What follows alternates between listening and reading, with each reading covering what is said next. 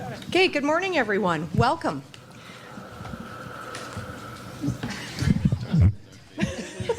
I was going to say, my father is not in the room. My name is Charlene Butler, and as Chair of Alberta's Automobile Insurance Rate Board, I would like to welcome you to our 2018 open meeting to review Alberta industry loss experience for private passenger vehicles to establish our 2018 industry benchmark schedule that will be used in the review of insurer filings for basic and additional coverage effective October 1st, 2018. The AIRB's mission as an independent body is to regulate rating programs of Alberta automobile insurers to ensure premiums are fair and predictable. Therefore, the discussions we are having today is important work that will affect just under 3 million drivers and 70 insurance companies licensed to write in automobile insurance in Alberta. Before we begin, just a few housekeeping items. In the unlikely event of an emergency, an alarm will sound. The first alarm is usually just an alert. Please wait for the second alarm and any announcements and follow those. Should we need to evacuate, please exit out of the room and go up the escalators that you came down on the right there. Exit the building through the right-hand doors and continue south on 103rd Street to the muster point located in the uncovered parking lot at the rear of this building. We have scheduled this meeting to run until approximately 3:45. We will take a short 10-minute break following Oliver Wyman's presentation and are planning to take an hour and 15-minute lunch break from 11:45 to 1.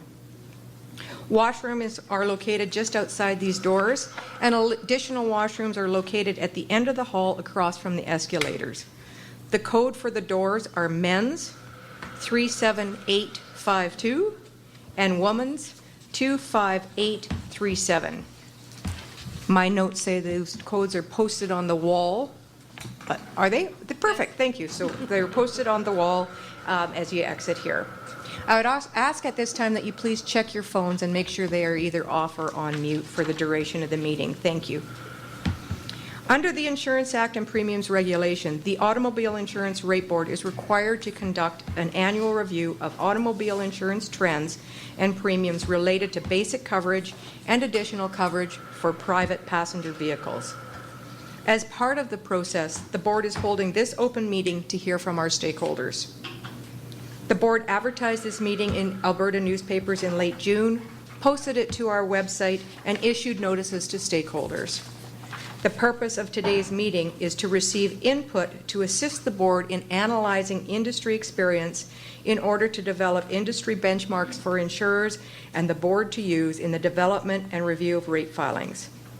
According to legislation, the Board must consider industry-wide loss costs, administrative expenses, profitability, and any other matters that the Board considers appropriate. The review will not address commercial coverage, complaints against insurance companies, or the insurance industry. Presenters and presentations that stray into any matters beyond the mandate of the Board's review will be ruled out of order by the Chair and be asked to refocus their presentation. Only those parties registered to present will have an opportunity to speak to the Board. Only members and representatives of the Board may ask questions of the presenters during the open meeting. Members of the public or other presenters will not be allowed to question presenters. Copies of today's agenda, along with our 2017 annual report, are available at the sign-in table for those who are interested. We also please ask that you do complete the sign-in sheet if you have not already done so. This meeting forms one piece of the process through which the Board will arrive at its industry benchmarks for rate filings that will be posted on our website prior to October 1st, 2018. This meeting is being recorded to allow the Board to review the comments made by each presenter. Copies of today's presentation and the written submissions will be available on our website, www.airb.alberta.ca, following this meeting. In addition, we will upload a recording of today's meeting prior to August 31st. With that being said, I would like to start by asking each of the Board members to introduce themselves. I'll start down at the end with you, Bill. My name is Bill Moore. This is my third term on the board, and I'm an actuary by profession, a pension actuary, not a casualty actuary. Thank you, Bill. My name is Chris Daniel. I'm a public board member. I'm now in my last 2 years of my 3 terms, and look forward to working for the industry and for the consumer and for the government in the last 2 years. Thank you. Good morning. My name is Patricia Matthews. I'm the former mayor with the City of Chestermere. This is my first term on the board, and I sit here as vice chair today. I've already introduced myself. I'm Charlene Butler, chair of the rate board. Good morning. I'm Joanne Kazikoff. This is my first term on the board. Good morning. My name is James Cumming. I've been on the board for a couple of terms as a member, and I am now or as of tomorrow, will be the consumer representative on the board. Morning, I'm Jay Jaworski. I'm an insurance adjuster by trade, and this is my first term on the board. Good morning. Neelam Jetta, I'm the superintendent of insurance, and I sit as a non-voting member on the board. Welcome. Thank you very much. I'd also like to introduce Ms. Paula Elliott, our consulting actuary, and AIRB staff members, Executive Director Lori Balfour, Kimberly Kern, and Christine Zhao. Welcome today. We just also got notification they're fixing a window out there. So that's what the noise is. It's, like I say, it's not my father. Okay, thank you. Or your stomach. I watched her have breakfast. We're all good.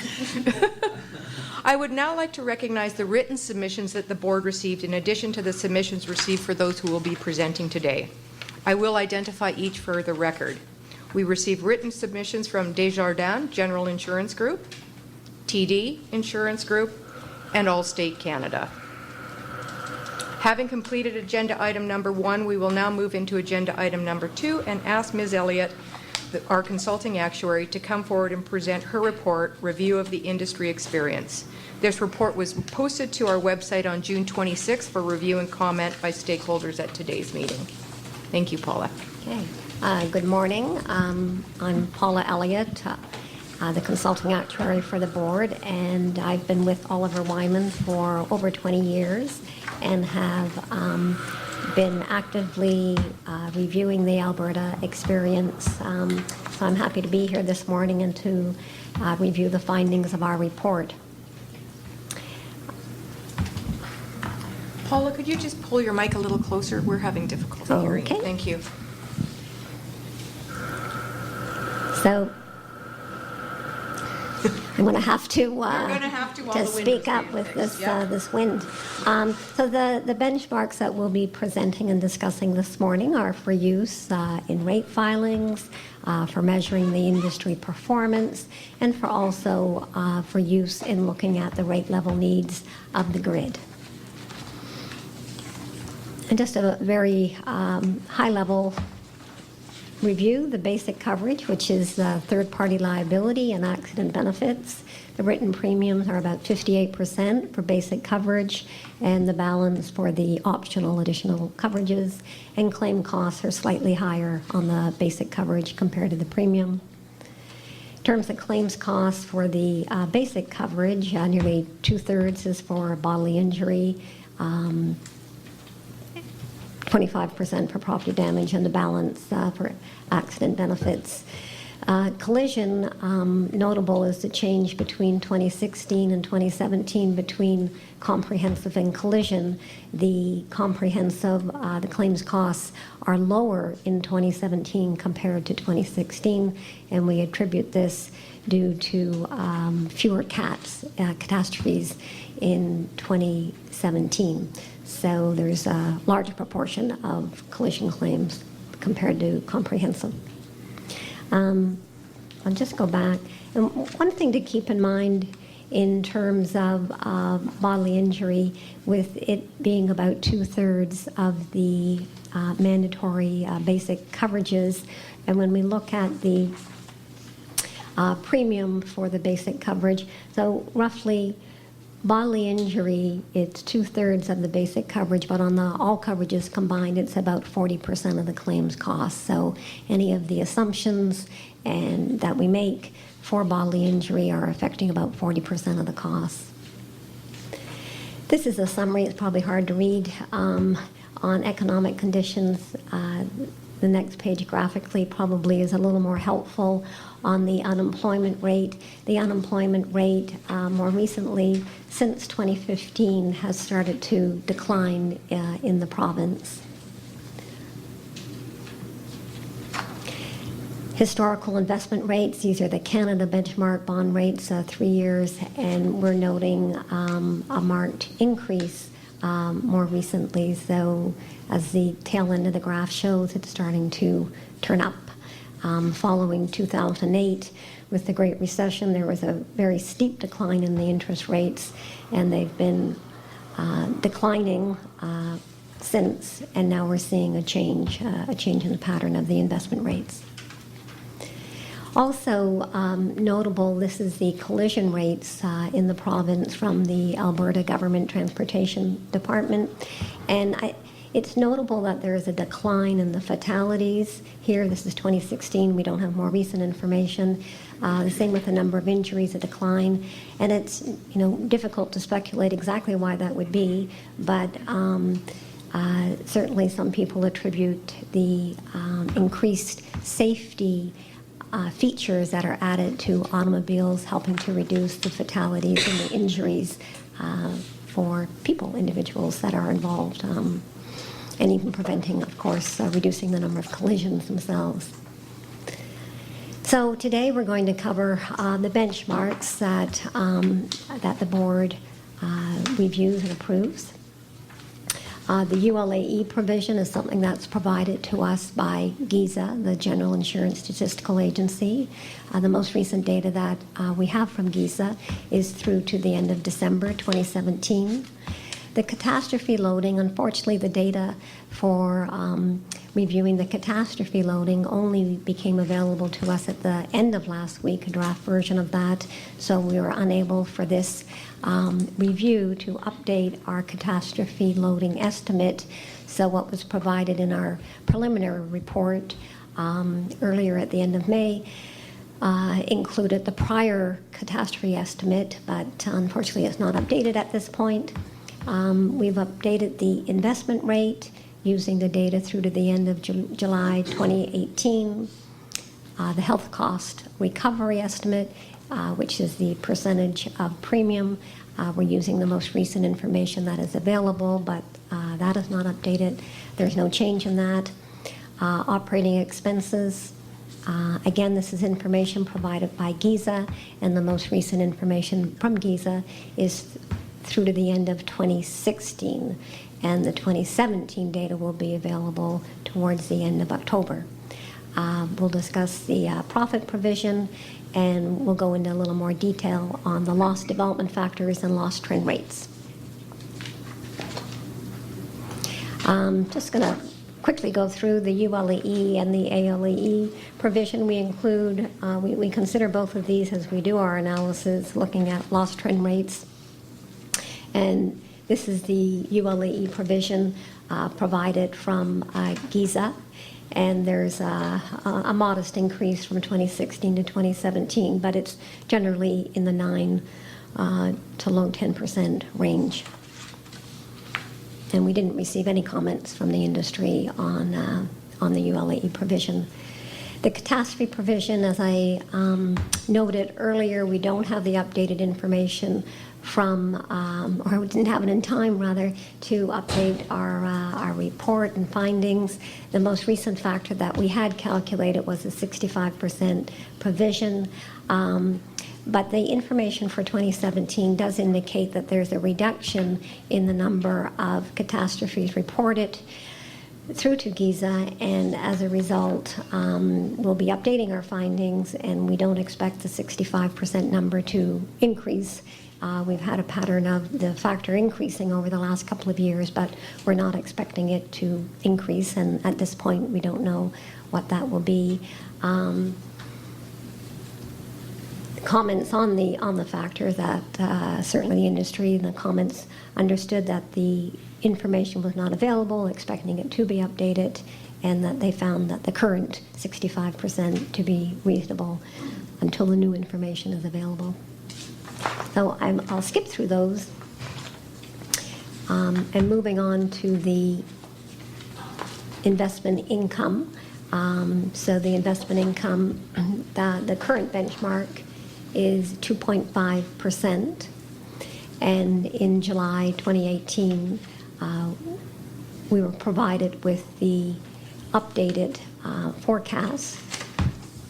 I think I said July 2018, we're updated with the forecast for 2019 and 2020, and the rates are increasing.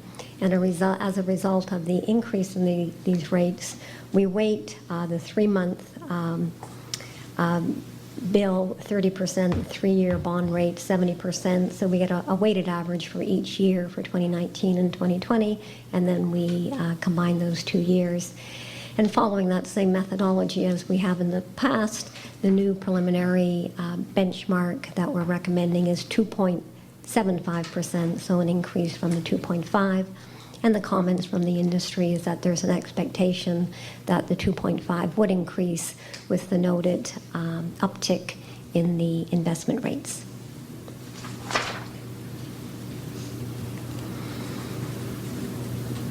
The health cost recovery, it's been the board's position that they accept the government's health cost recovery provision. That's the percentage of the third-party liability earned premium. Currently, it's 7.04%, and we don't have an update on that at this time. IBC has commented that they find this current provision to be reasonable, but they continue to recommend that given the government's history of an increase in that provision year to year, that it would be still reasonable to assume that it might increase in the future.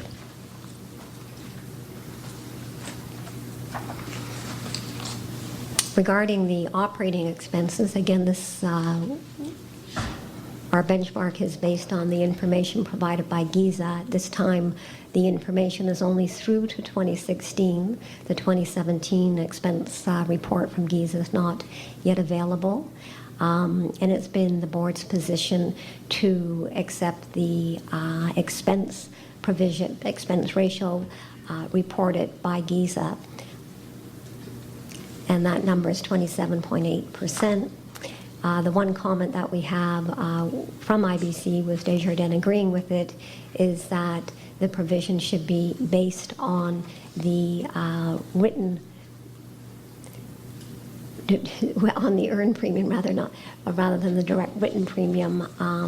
In doing so, it would increase the 27.8% to 28.2%, so a 0.4 percentage point increase.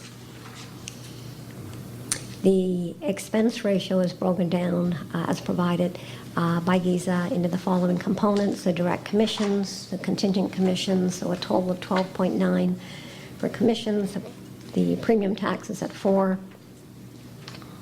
and other acquisition and general expenses to get to the 27.8%. Regarding the profit provision, it's been the board's position that it would allow 7% of premium as a profit provision in the rate applications, and we are recommending no change to that the 7% stand, and we didn't receive any comments from the industry on the profit provision. So loss development. And this is where lots of comments were received from the industry. And just as a quick review, I'm sure most people in the room are familiar with this, that what we're trying to measure is the ultimate claim amount, and that's comprised of the claim payments made and the case reserves that are reported. Those two elements are reported to GIZA. And then ourselves, along with GIZA's actuary and IBC and other actuaries, are trying to estimate what this actuarial or IBNR amount would be that need to account for the deficiencies in the amounts that are reported as paid in case reserves.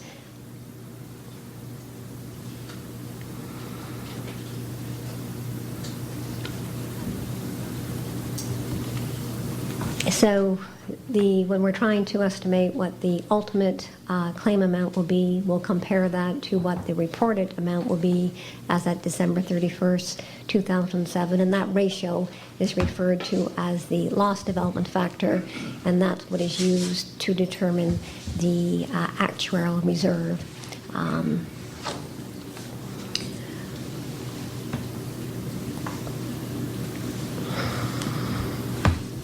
So in the most recent report released by GIZA, our factors that we have selected are relatively similar to the factors that we selected in our prior review. One of the things that is quite noteworthy in the release of the year-end 2017 data from GIZA compared to the June 30th 2017 data, there were numerous corrections. So it's my understanding that IBC has been working to improve the data quality, and as a result, there are numerous corrections to mainly the claim counts, but in addition, there were some changes by insurers in terms of their case reserve amounts. But most of the focus in terms of different data from the prior review to this review is with respect to the claim counts. So that does affect, in making a comparison, the frequency rate in this report versus the prior report, and of course severity, but a more limited impact on loss cost. So that's moving in the right direction, but it does make it, in terms of the work that IBC is doing to improve the data quality, but it does make the comparison from the prior report to this report more problematic. So that's just a caution there. We have noted also a very large increase in the loss development factors along the latest, what referred to as the latest diagonal, so the change in the estimate of the incurred losses from the end of 2017, so December 2017, compared to June 2017. So it's quite striking. And then in terms of the changes that we've noted, and we did take that into consideration when we were selecting our loss development factors, and it's difficult to understand exactly why the loss development factors are increasing so dramatically here, particularly on the last two diagonals of data. And there have been a number of comments from the companies, and some of them are repeats from what is said in the last couple of annual reviews, referencing a couple of court cases, the Sparrowhawk decision and the McLean versus Palmer decisions, and these add to the uncertainty of the bodily injury costs. But also we, from the comments provided, there is reference to changing in the injury mix and fewer claims being captured within the minor injury regulation definition, and in addition, increased number of claims with legal representation.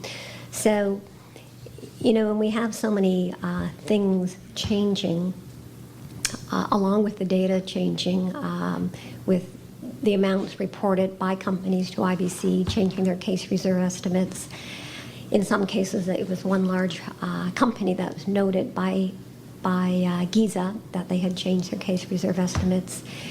That said, it's the impact of a changing mix of injury types, changes in terms of the number of claims that are being captured by the minor injury regulation definition. So that combination, it's hard to distinguish between whether there is case reserve strengthening by companies occurring, is this increase in the diagonal due to this changing injury mix, fewer claims being captured by the minor injury regulation. So the last couple of years has been very difficult to estimate what the ultimate claim cost will be, and I don't think this year is by any stretch any easier. There are more changes happening. So at any rate, I think we're all in the same boat of being fairly uncertain as to what the ultimate bodily injury claim cost will be. There are so many different moving parts in trying to estimate that. In regard to the minor injury regulation, there was an amendment that was introduced. I apologize, I don't remember the date, but earlier this year. And I think it's fortunate that two companies, Cooperators and Aviva, were able to quantify using their own internal data what they thought the cost impact of that would be. And hopefully we'll hear more about that later. But in particular, Cooperators was able to estimate a bodily injury reduction of 3.5%. Leading to approximately a 1% reduction overall on the rate level indications, and Aviva was in the same range of a 1 to 2% range reduction in the overall rate level indication. But more commonly, IBC and other insurers noted that they're unable to quantify the reduction until there's more experience that emerges. Of course, there is uncertainty as to how the courts will interpret the amendment, and in general, the comment, and I think it's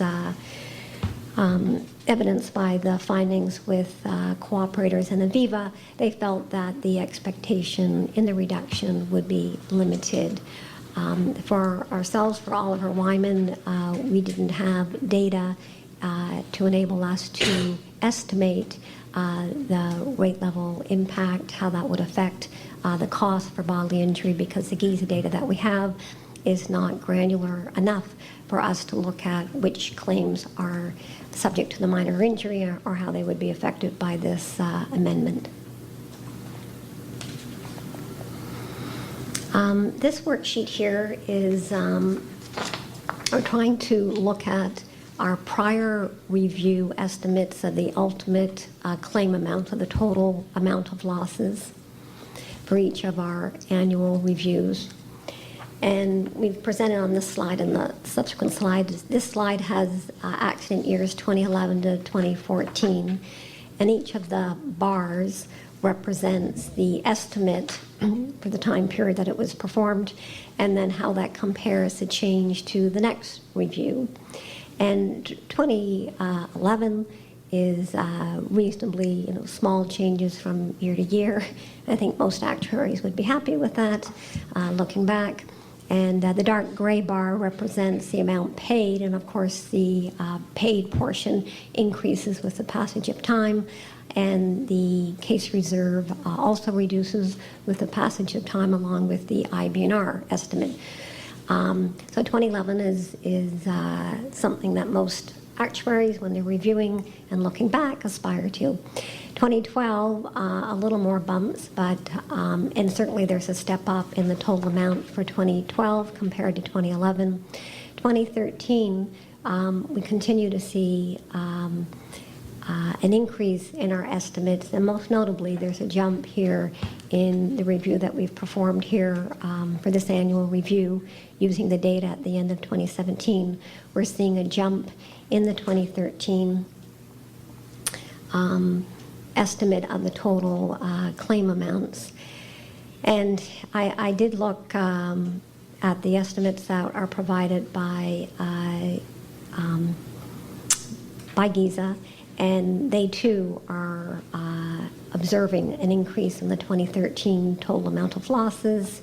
Similarly, 2014, again, we're seeing an increase in the total amount of the losses to be paid for 2014. So on the next slide is really even more dramatic changes from year to year. So this is for the 2015 and 2016.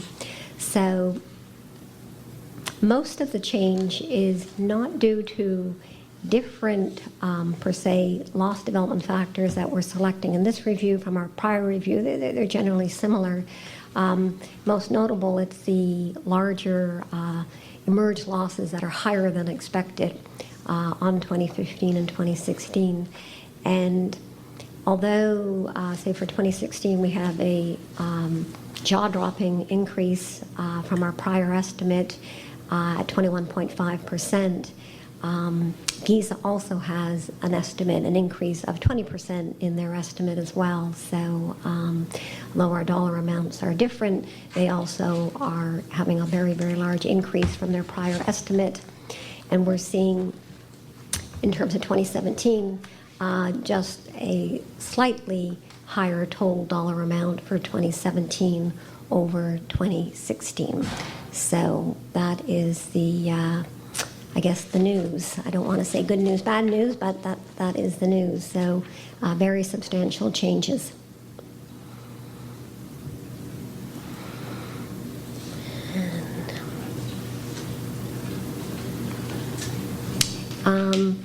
This is a chart that presents as a percentage for third-party liability what the prior year-end case reserves are to the paid amount during the calendar year. And so it certainly varies, and we saw a decline from 2015 to 2016, the 37 down to 35.8, but it jumped back up in 2017, a larger proportion being paid in 2017 over 2016. So it would appear to be hovering around the 37% mark on average over the last couple of years. So now we're going to talk about trends. How am I doing for time? You're doing good. Good, okay.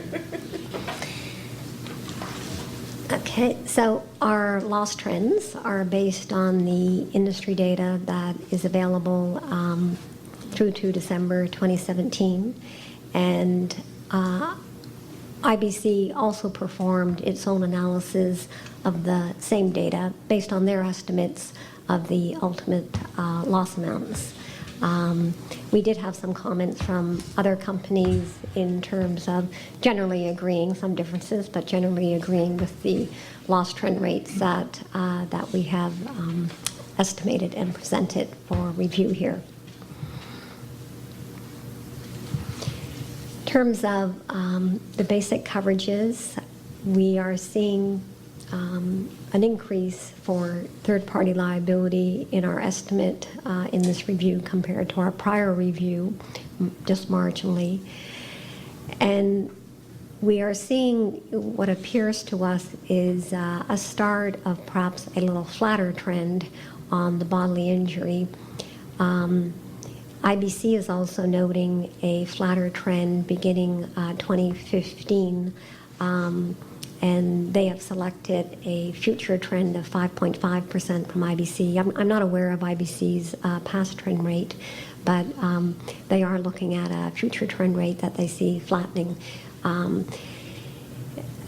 We're going to look at the graphs later and see that there is a beginning of a change in pattern at 2015, but there's not a lot of data at this point to be certain of that. But perhaps that's a piece of good news that it possibly is flattening out. Property damage, we're seeing a small decline, and IBC and our estimates are fairly similar. Accident benefits, we have a little bit of a different perspective. We're noting that there is a substantive level change beginning in 2015, sort of a jump up in accident benefits, and then a change in, so it's going flat, jumping up, and then a steeper increase. We'll look at that graphically shortly. And IBC is sort of seeing the same thing, but taking a different perspective, not noting the level change.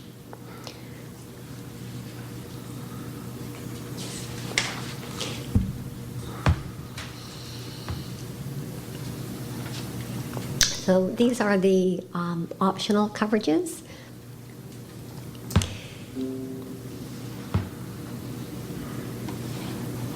Sorry, okay.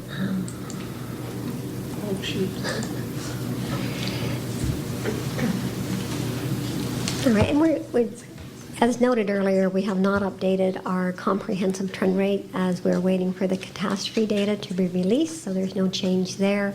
We're seeing a small decrease on collision, a little different picture than IBC's review. All perils seeing a slight decrease there as well. Specified perils, we're going to update that as well. We just ran it with the data that was available at, which is fairly steep, but we're going to update that when we look at the catastrophe data that is available to us now. Okay.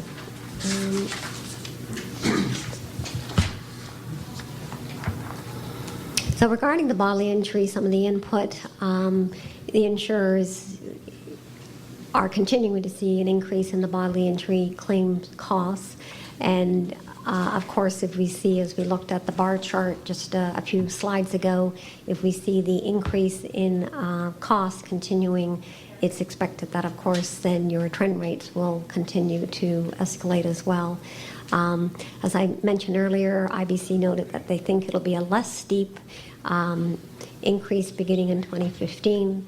And none of the insurers had made any comment or recommendation that they felt the MIR amendments would change the trend rate. Certainly, that would be, we'll see as the data emerges, but there were no comments from many of the submissions that they expected the trend rate to change.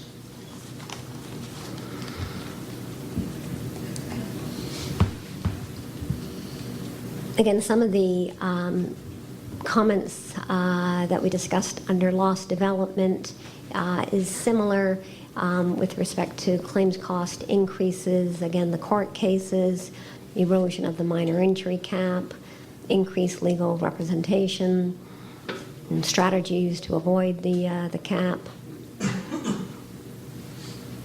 There was a comment from one of the insurers about the high 4% interest rate prejudgment on the interest awards and suggesting it should be lowered as it was in Ontario in 2015. So this is the frequency graph. And here, the gray line is from the 2017 annual review, the green line from the 2018 semi-annual review, and that's performed with the data as at June 30th, 2017. And then the dark blue line is for this review. And one of the reasons for the change, so you see the green and the gray, you kind of don't actually see it separating very much, but and they're all one on top of each other prior to 2013. And the reason for that, as mentioned earlier, there was a very extensive correction by IBC on the data that the companies are reporting through their work to improve the data quality. And as a result, we now have a different frequency level than we had before the data correction. So that's the reason for the gap going back to 2012, or pardon me, 2013, 2014, is because of the data corrections provided by IBC.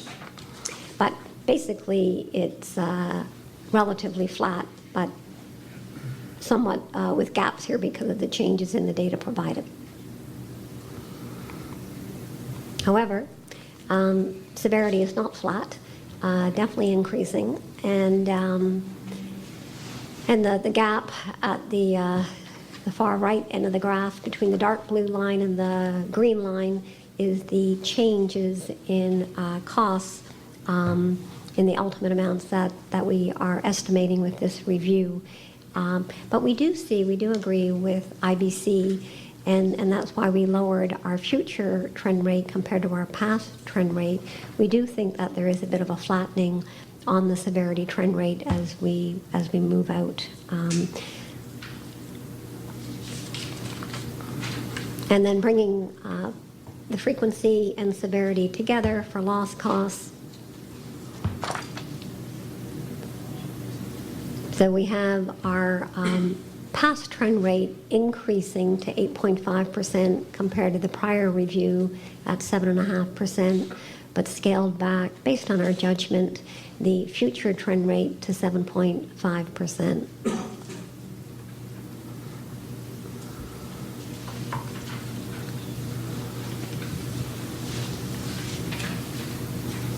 These are the trend rates. We should have a slash here between the 8.5 and the 7.5, but this is the trend rate that we're presenting in this review. Not all these numbers are perfectly up to date. British Columbia is in the range of 6% to 8%.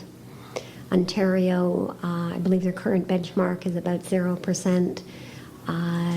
Nova Scotia, and these may not be the most recent estimates using the December 2017 data, but Nova Scotia at 6% and Newfoundland at 3%. So clearly, even with some tempering with Nova Scotia and Newfoundland, Alberta is higher than the other provinces and driven by the increase in the severity amount.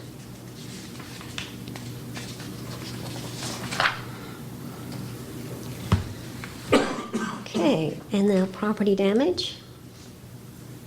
Again, the gap here with the frequency between the prior reviews and this current review, the dark blue line and the green line, that's mainly due that gap going back to 2013 is due to the updated data with the quality improvements that IBC is working on, and as a result, there's a gap from our prior reviews.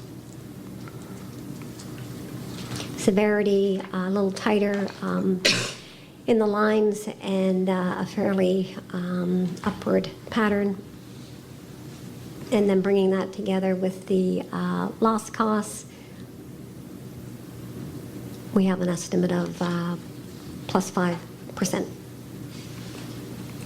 So AB, we had more comments on accident benefits from the insurers, and the insurers ourselves included are observing an increase in 2015. A variety of comments as to why: greater legal representation, more claimants seeking more care, longer care. Cooperators is a little bit of an exception, noting it, the increase starting in 2016. Aviva noting that there's been sharp increases even over a longer period of time. And Desjardins noting even a higher medical loss cost trend than we're presenting.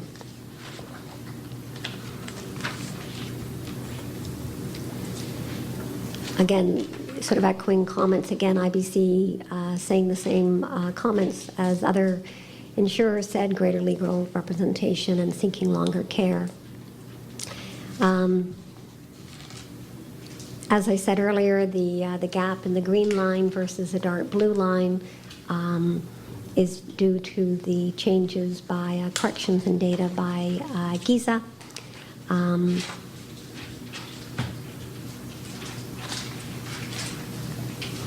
And here we see, with the Alberta severity, really a sharp increase happening in 2015. It was running relatively flat and then began to spike up in this data around 2015.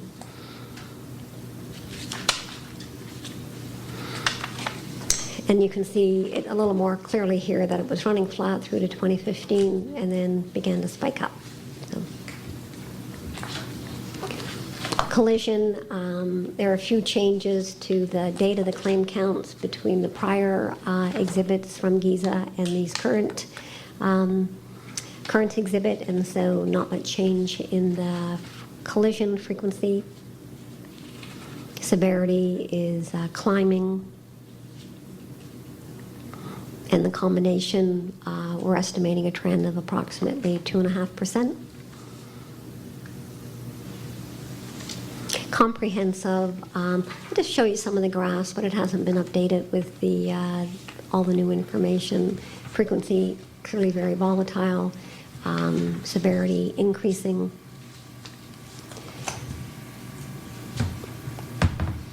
That's prior work. What's notable is, as a subset of the comprehensive coverage, is the theft frequency. It was declining quite dramatically and has had a very sharp upturn here, as the data shows. And as well, the severity for theft has been increasing dramatically. And so the combination of these two, the upward change in the frequency and the continuing increase in the severity, has a very sharp upward loss cost pattern. So, and this would be a summary, a comparison from Alberta compared to Ontario and Nova Scotia, and this is the data reported by GISA as at December 2017.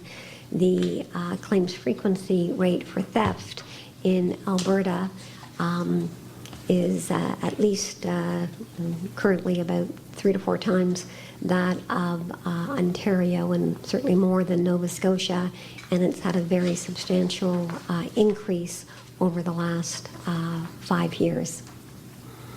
So that, combined with the catastrophes, with the comprehensive coverage, makes that a very complicated coverage to separate out in assessing the loss trend rates. And that is my end of my presentation. Thank you, Paula. We'll receive that for information. Thank you so much. We'll now take about a 10 or 15-minute break, just refresh our coffees, chat a little bit more, and we'll reconvene in 15 minutes and have IBC come to the podium, please, to present. Thank you. Okay, we're on to agenda item number 3. We have the IBC presenting. Celeste Power, Vice President of Western. Ryan Steen, Executive Director, Auto Insurance Policy and Innovation Research. And Trevor Foster, Senior Policy Advisor. Welcome. We look forward to your presentation. Thank you very much. Good morning, everyone. Thank you very much for having us here today and giving us an opportunity to participate in the AIRB's annual review of auto insurance trends and rates for basic and additional coverage. For those that do not know me, you just heard I'm Celeste Power. I'm IBC's Acting Vice President for the Western Region, and I've brought our 2 policy experts, Ryan Stein and Trevor Foster, here as well. You will note we will also refer to Dr. Ron Miller, IBC's consulting actuary, and he's assisted us with our analysis, but he is not here with us today. Just for your information, IBC represents 90% of the private property and casualty, or P&C, insurance market in Canada. Locally, our industry employs over 17,000 Albertans and tens of thousands more indirectly. We are lucky to have such a strong, stable, local industry in this province. I also want to say off the top that IBC and its members work across the country to ensure available and affordable insurance for consumers. I say this because I believe it will help everyone better understand our strong views on the state of the market here in Alberta and why we believe swift action is needed. So you'll see here on slide number 2 that the focus of our meeting is on the following: the deteriorating state of the market, the minor injury regulation reform, rate cap implications, sustainable public policy environment, and the grid loss experience. Before going into the details of the 5 agenda items, I want to state that we believe the AIRB and its expertise serve an important role in educating the government about the state of the auto insurance market. A well-functioning, independent rate regulator is also critical to an effective auto insurance market. We believe that the AIRB should be able to use its expertise and have the full authority restored in evaluating the appropriateness of insurer rating programs.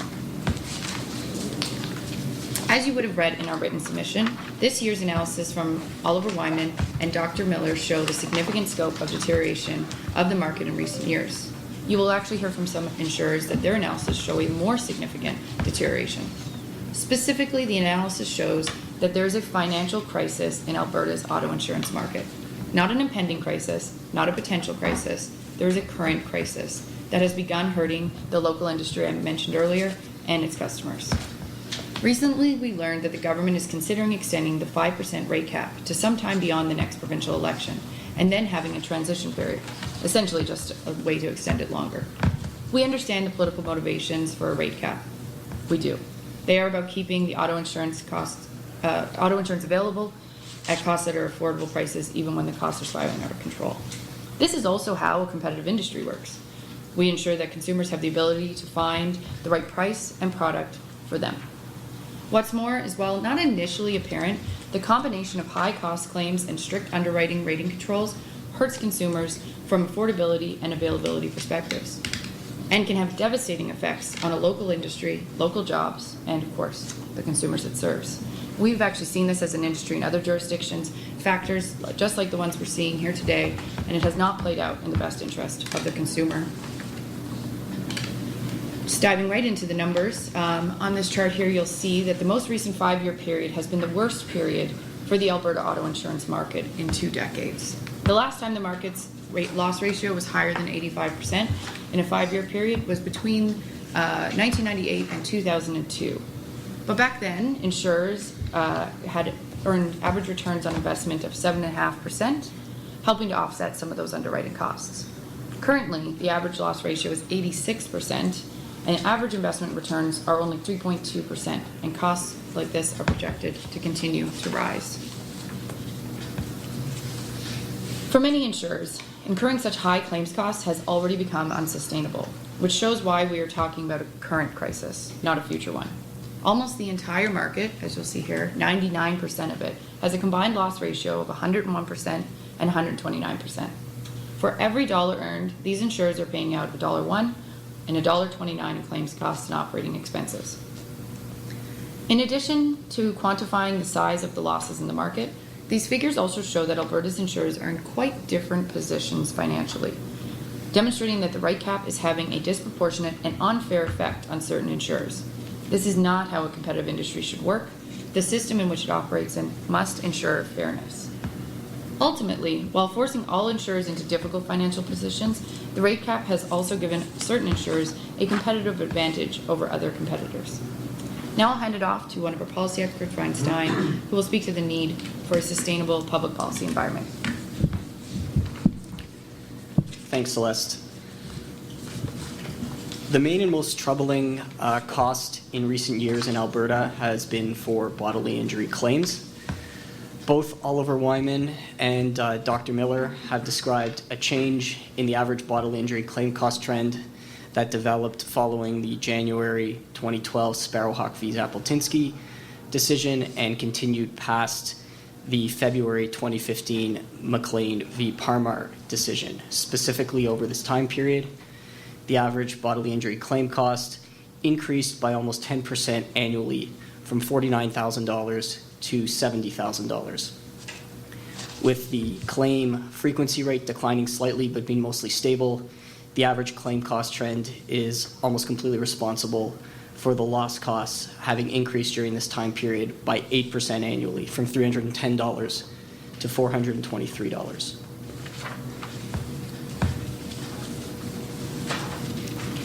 Reducing and stabilizing bodily injury claim costs hinges on the minor injury regulation reform's effectiveness at reversing the claim cost trend that developed following the Sparrowhawk and McLean decisions. It also hinges on the minor injury cap applying to all injuries that the prevailing medical literature deems minor. The maximum projected savings here are $120 per vehicle, but the lowest projected savings are $30 or even $0 depending on how the minor injury regulation reform turns out to be through claim settlements and court decisions.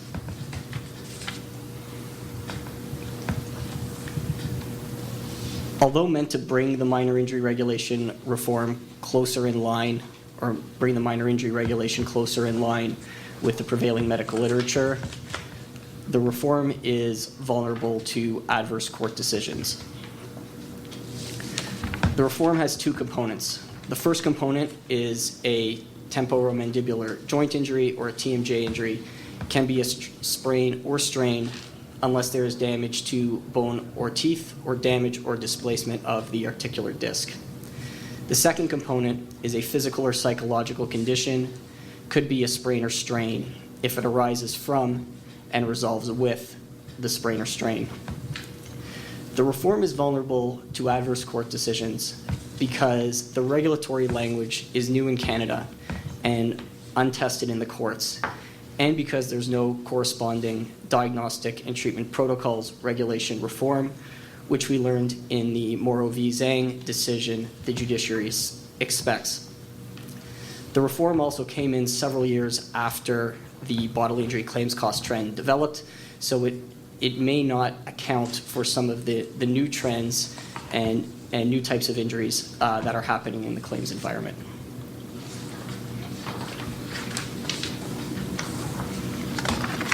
Even if the minor injury regulation reform is successful, premiums are so low relative to claims costs that extending the rate cap will be detrimental to the market. The adverse contractual action provisions force insurers to insure almost all consumers.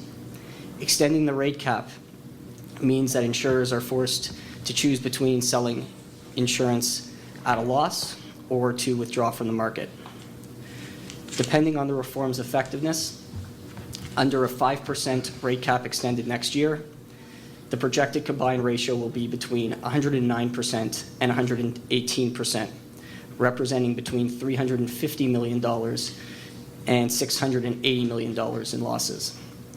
As noted in our submission, even if the rate cap were to be increased next year to 10%, the projected combined ratio would be between 106% and 114%, representing between $220 million and $550 million in losses. We believe that these projections and the financial year insurer results that Celeste had mentioned earlier in the presentation make rethinking doing business in Alberta a matter of serious consideration for some insurance companies. Albertans deserve a sustainable auto insurance market. The market is in crisis, and it cannot afford an extended rate cap. It also cannot afford to wait another 18 months for the government to complete the forthcoming claims and cost study. We recommend ending the 5% rate cap, and the AIRB would return to adjudicating rating programs, and the grid would continue to be the maximum auto insurance premium. We also recommend addressing any adverse court decisions that affect the minor injury regulation reform, ensuring that the reform applies a minor injury cap on all injuries that the prevailing medical literature deems minor is crucial to reducing and stabilizing bodily injury claims costs. And we recommend, as we discussed in previous years, reforming prejudgment interest. We believe that this would bring additional cost relief. I'll now turn it over to my colleague, Trevor Foster.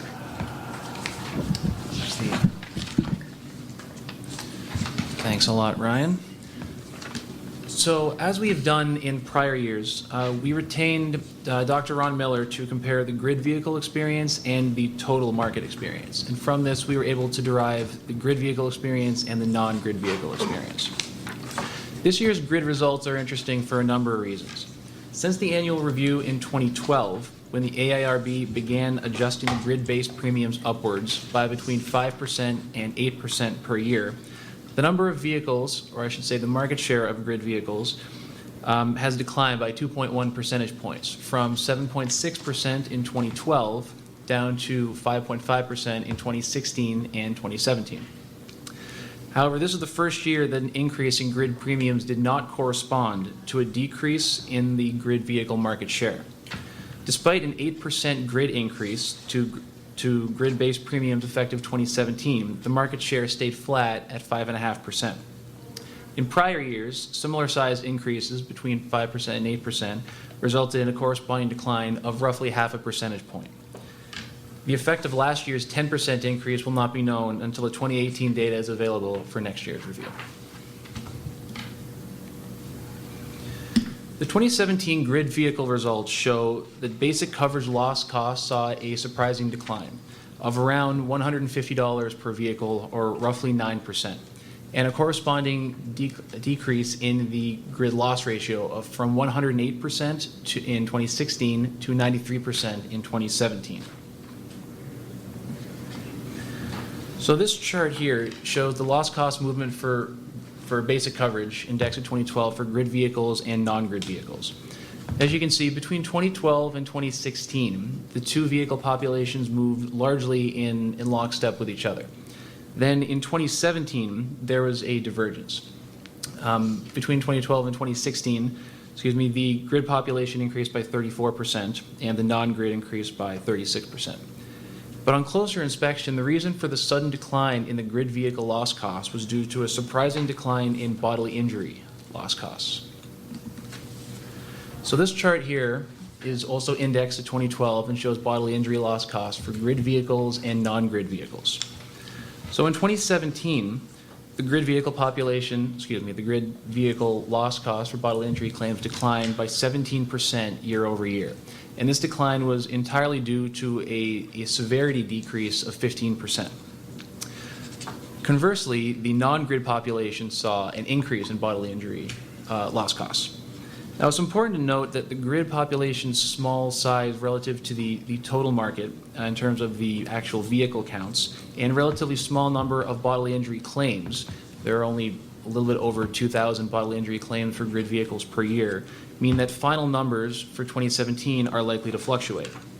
Indeed, as Ms. Elliott had spoken to earlier on, at the 1 year, 6 to 12 month development level, like the vast majority of the projected ultimate is based on case reserves. So from our figures, it's between 90 and 95% is based on reserves, based on estimates. And for context, it's important to know that something similar occurred last year as well. When the 2016 GIZA data was first released, it showed there was a surprising decline in the projected ultimate bodily injury loss cost from 2015 to 2016. And our view at that point was that this also did not constitute a change in trend, because these projected ultimate figures at the 6 to 12 month development level were 90 to 95% based on estimates. And then as those numbers continue to develop, indeed the 2016 ended up being higher than the 2017. So we're not saying that the 2017 grid vehicle figure is incorrect. We're just saying that based on the fact that it is a very small size number of claims, roughly 2,000, and is largely based on estimates, that there's a good chance that these numbers may vary significantly from what is projected here. So the real takeaway is that if you look at this chart, there are essentially 12 data points. There's 6 years times 2 vehicle populations. 11 of those data points are all singing the same song. They're all saying the same thing, which is that bodily injury loss costs have been increasing rapidly, as many of us have already spoken about, over the last number of years. And the one that is singing a different tune is the one that is the least reliable based on the fact that it's mostly case reserves and it is a very small number of claims per year. So for that reason, we don't believe that this constitutes a change in trend for grid vehicle losses. For 2017, for the first time, an increase in the grid vehicle-based premiums did not result in a corresponding decrease in the market share of grid vehicles. Although we do not yet know the impact of last year's 10% increase to grid-based premiums, the data suggests that lesser increases no longer reduce the grid market share. For these reasons, IBC recommends increasing the grid-based premiums by 10% for policy year 2019. Additionally, we think it will be helpful if the government and industry work together to establish an appropriate metric that could be used to measure grid activity. Possible metrics could include a target per grid vehicle subsidy or a target grid vehicle market share. We believe that establishing such a target will help both the industry and the AIRB to determine appropriate annual changes to grid-based premiums in subsequent annual reviews. And I'll turn it back over to Celeste. Thanks, Trevor. Thanks, Ryan. And so I know we're starting to sound like a broken record here, but it's because we can't underscore this enough. The Alberta auto insurance market is in crisis, hurting industry, and could potentially have impacts on consumers. The actuarial and financial data that Ryan and Trevor went over is clear and is backed up by the data that we saw as well from Oliver Wyman and Ms. Elliott. The auto insurance market has deteriorated and is in its worst state in 20 years. The potential savings with the minor injury regulation reform are far from certain, and as we heard from Ms. Elliott, likely limited. In this environment, the rate cap extension could cause insurers to reevaluate their Alberta operations. We believe that Albertans need strong leadership now, and we believe that we all have a role to play. Government, the AIRB, and the insurance industry. We, the industry, those with us here in this room, are ready to roll up our sleeves and work on common sense reforms that will help Albertans and ensure a local industry remains just that, strong and local. Thank you. Thank you, Celeste, Ryan, and Trevor, for your presentation. I'd now like to open it up to any questions from the board. Jamie. Surprise, surprise. Welcome back. I guess in looking at the minor injury regulation, we've had these conversations for a few years back and forth. And what I understood from you last year was that the 2012 Sparrowhawk and the 2015, I think it was, Palmer decisions were accepted and reserves were being adjusted accordingly and they weren't going to be challenged. And I just want to make sure I heard you right today where you said, I think it's slide 10, that the regulations were going to be assessed, and I don't know if you said challenged, but I'm not sure if there's been a change in policy or where you're at. No, I don't think there's a change in where we're at. I mean, what the message is that we believe that injuries that the prevailing medical literature deems are minor, that they should be, that the minor injury cap should apply to them. I think what we are trying to say in our presentation is that the reform brings the minor injury regulation closer in line with the prevailing medical literature. However, it's susceptible to a lot of uncertainty, especially as these claims go through actual claim settlement and go through the court. So we were more talking about the likelihood of the minor injury regulation reform doing what it's expected to do. Essentially, there was language used in minor injuries of this case across the country in other provinces. We know that this language is tested and that it's solid. The language that was used in Alberta was different language than this, and as such is untested. So what we're saying is we are unable to tell how effective it will be until it is tested, and then we need to monitor any adverse court decisions that could perhaps bring us back to the same scenario that we were in prior to the amendment. Okay, so it's a wait and see. Essentially. Thank you. Chris? Yes, good morning.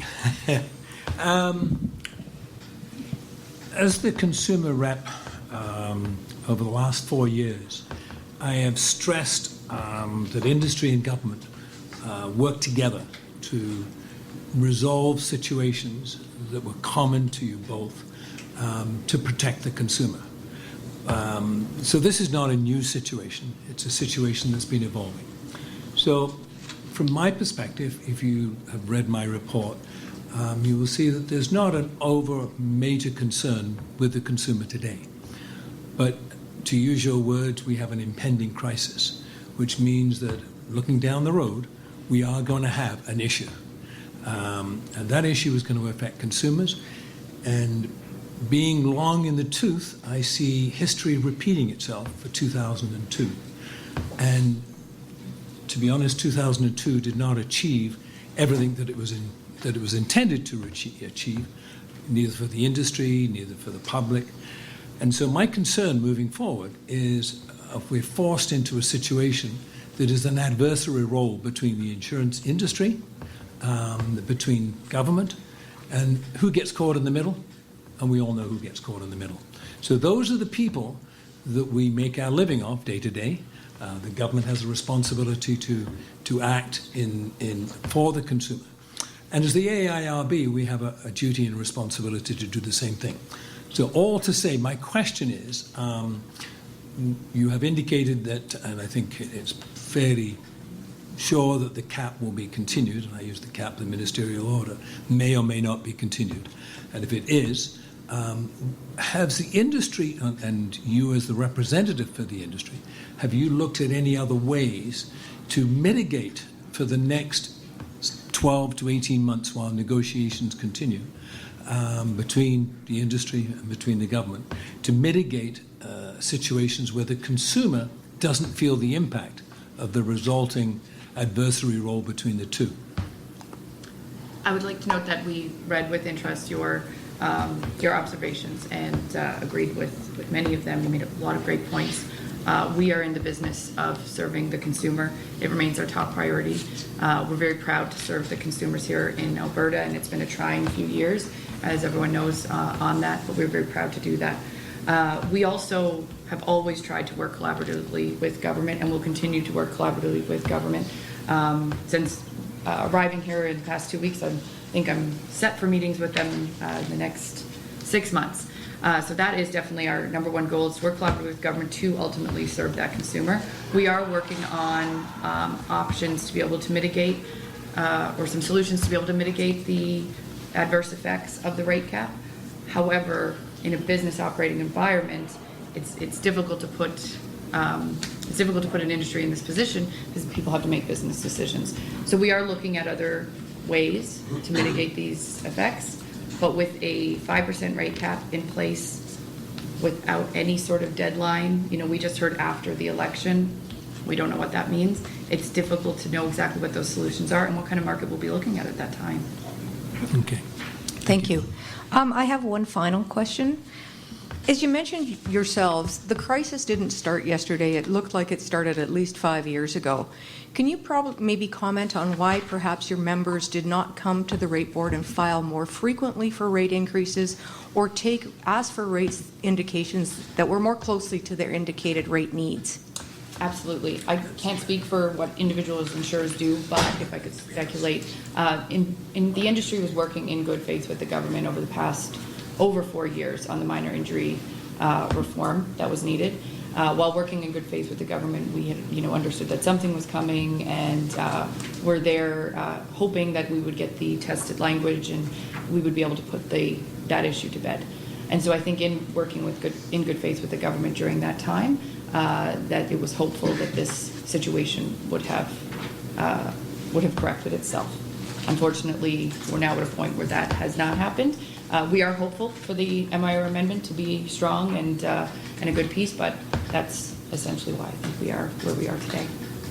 Thank you. Any additional questions? No, I thank you for your presentation. Thanks so much. I'd now ask the Facility Association members, David Simpson and Sean Doherty, to take their seats, please.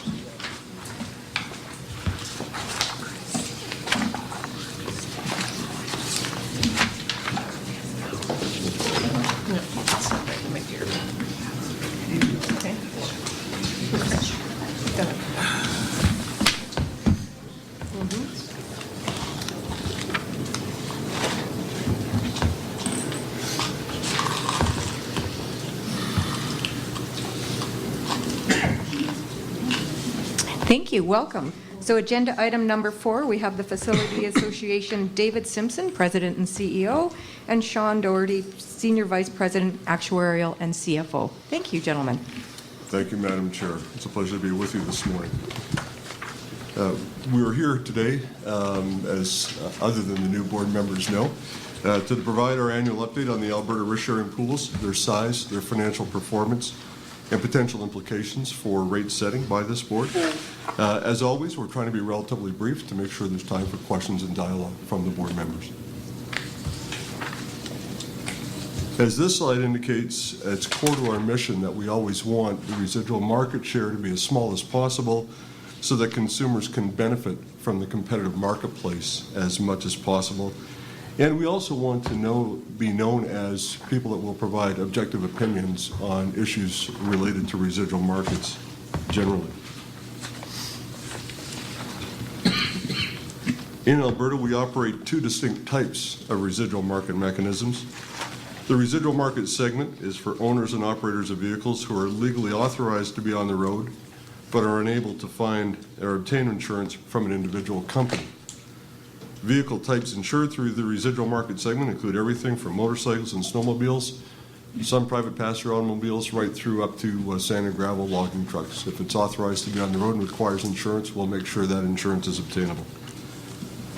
The other type of mechanism we operate are the risk-sharing pools, and those are for private passenger vehicles, cars, minivans, light trucks, as defined in the automobile stat plan only. Residual market segment risks are written at rates approved for the segment by this board. All intermediaries have access to the residual market segment, and the consumer will always be charged the same rates for the same risk regardless of which type of intermediary they choose. So if they're eligible for residual market segment policy, they can maintain their relationship with their existing agent or broker. The rates and rules manual for the residual market segment may be found on our website. It's publicly available. Risk-sharing pool risks are written at individual company authorized rates and then transferred to the pool behind the scenes by the insurance company. The risk-sharing pools are therefore invisible in operation to the consumer. The balances of both the residual market segment and the risk-sharing pools stay within Alberta and are shared by Alberta automobile insurers on a market share basis, broadly speaking. So all automobile insurers in Alberta are required to be members of Facility Association and to participate in the residual market mechanisms that we administer. There's no choice in the matter. The sharing we do is further refined by accident year and line of business. I use the word balances or amounts when I talk about sharing because not only bottom line results are shared. It's not like a sharing mechanism like a mutual fund where you get the result at the end of the quarter or what have you. For example, top line amounts are shared as well. Companies have to book premiums and pay such things as premium taxes and health levies on the premium amounts shared through the residual market segment and the risk sharing pools. So risk sharing is far more than just the bottom line results. Our operations are governed by our plan of operation, which again is available on our website publicly and is authorized by the Superintendent of Insurance. We welcome any questions from the board and other stakeholders about our operations, and of course are always willing to meet with the board outside of the formal hearing context, if that would be helpful.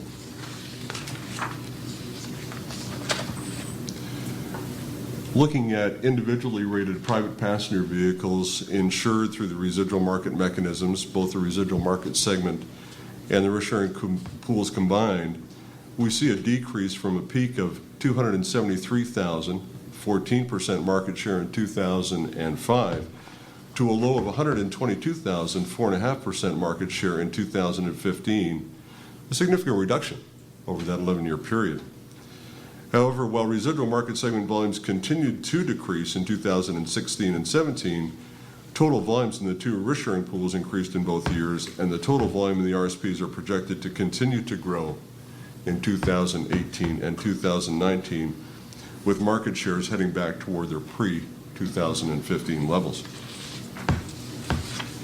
On a vehicle count market share basis, Alberta continues to have the fourth largest residual market for private passenger automobile insurance in North America. What's more, the residual market segment private passenger volume in Nunavut continues to decline, and its current 12-month rolling market share has decreased to 4.5% as at June of this year. And so we expect for year-end 2018, Alberta will move up to third place in this chart.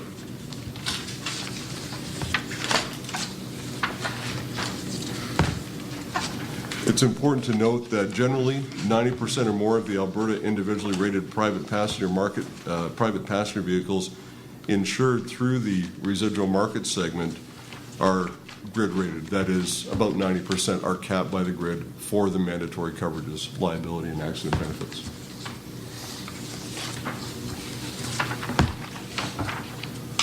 Focusing first on residual market segment individually rated private passenger volumes, as we look at the volumes insured through these different mechanisms, counts for 2017 were almost a third of the 2013 level, a significant reduction during that short period of time, reducing the market share to simply only 1/10 of 1%. Our current projections for 2018 and 19 have the counts leveling off at that very low 2017 level. Before I go into some detail in the specifics of the factors that govern the size of the risk-sharing pools, I would like to note that in general, smaller residual markets are correlated with the degree of price competition allowed in the marketplace. Because of that, we believe the move of a few years ago to an individual company-based system of rate regulation here in Alberta has the potential to result in smaller residual markets and move away from the one-size-fits-all industry-wide adjustment. I need to stress the word potential because it assumes companies filing for individual rate approvals will be permitted to charge adequate rates. And we'll have a little bit more to say about that in a few minutes. Risk-sharing pools themselves are typically an industry response to an industry-wide requirement that individual companies must accept business that they believe to be inadequately priced. And of course, we have the adverse contractual action legislation in Alberta. Companies must take on virtually all private passenger risks that come to them. The risk-sharing pools act as an industry-wide reinsurance mechanism that allow companies to mitigate the risk of having to accept that business. In Alberta, there are 2 risk-sharing pools created by the industry, one to accommodate the policy subject to the maximum allowable premium under the premium grid, known simply as a grid pool, and another to accommodate business that companies must accept under the adverse contractual action regulation, the take-all-comers rule, and that pool is simply known as the non-grid pool. All business transfer to both pools is written at company rates as mandated by the grid or as approved by this board. Both pools are strictly for private passenger vehicles, as I mentioned a minute ago. There are limits to what companies can transfer to the risk-sharing pools. For the grid pool, all grid risks are eligible, so there is not a mathematical limit, if you will. However, there is a limit implied by the number of risks in the marketplace subject to the maximum premium as established by the grid, and IBC showed us those numbers a few minutes ago. From a practical standpoint, the actual number of exposures transferred to the grid pool is less than that, less than the total grid risk population, as companies sometimes decide to retain grid-rated risks on their own business. For the non-grid pool, companies can transfer 4% of the total number of written exposures they have not transferred to the grid pool, 4%. On a written premium basis, the total market share of both risk-sharing pools increased from 7% in 2015 to 7.5% in both 2016 and 2017, reversing a relatively long-term downward trend.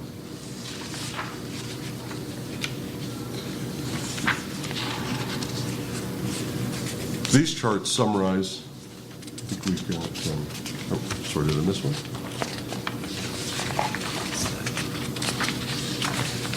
I think I'm missing page 16, thank you.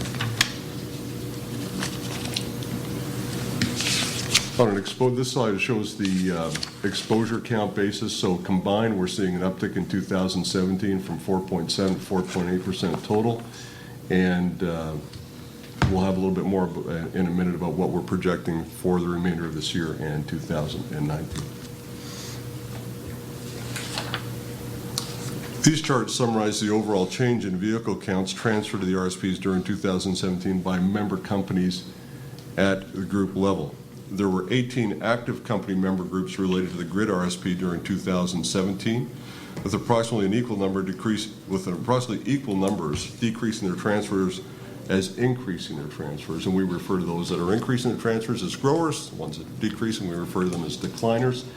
And for both the Alberta non-grid and the grid pool, grid on the left, non-grid on the right, you see what we just colloquially refer to as what looks kind of like a teeter-totter. And in a healthy competitive market, we see this with the other risk-sharing pools that we administer in other jurisdictions. At any given point in time, companies will have particular views on their rate adequacy and their need to use the risk-sharing pools, and so you'll have a distribution of growers and decliners. You know, some on the left side of the chart, some on the right side of the chart. And so this is very typical, but things are changing, and we'll take a look at that in a minute. For the projection for 2018, and the projections are based on information our member companies share to us, the Alberta Grid RSP, and this is on the left, shows an approximate equal number of decliners and growers, but unlike 2017, decliners are projected to change more than growers, resulting in an overall decline in the grid pool exposure count for this year. In contrast to both 2017 and to both what we saw in both pools in 2017 and the 2018 projected activity for the grid RSP, almost all active company member groups are projecting to see their transfers in the non-grid RSP increase during 2018 over 2017. So this is quite a dramatic shift that we're seeing in the use of the pools, reflecting the marketplace that the IBC referred to a few moments ago. So we're looking to see, based on our member company projections, a little over 17% increase in count for 2018 by the time we get to the end of the year. We do believe that this overall increase across the market in count is evidence of rate inadequacy in the marketplace, and Sean will have a little bit of information to share on that in a moment. Our board did take note of this. Our board meets regularly in 5 times a year, so there was a regularly scheduled June meeting, and took note of the projected increased use of the non-grid pool. And the board does have the authority to increase the transfer limit into the pool. It does have the authority to grant an increase, that's for the pool as a whole. It does have the authority to grant an increase to individual member companies that might see a need to use more than the allowed 4%. The board decided not to increase that 4% transfer limit, as they felt that the pressure on the non-grid pool is simply a symptom, and that with complete respect to all concerned, that the underlying causes of the instability in the marketplace need to be addressed, and raising the transfer limit to the RSP would not accomplish that in any way. For the 2019 projections, not all company member groups are asked to provide projections, and not all that are asked to actually provide them. But where we do have them, there are a significant portion of no changes for 2019, but where we do have the projections, they are for increases. So looking ahead through next year, we're not seeing anybody indicating to us that they'll be using the risk-sharing pools to any kind of a lesser extent. Risk-sharing pools, by their nature, are volatile, sometimes in overall size and also in results, as companies can change the mix of business that they transfer to the pool subject to their transfer limit. And this slide highlights the volatility and loss ratio performance that the risk-sharing pools can be subject to. As has been noted, beginning with Ms. Elliott at the beginning of the morning, that our business is a business of estimates.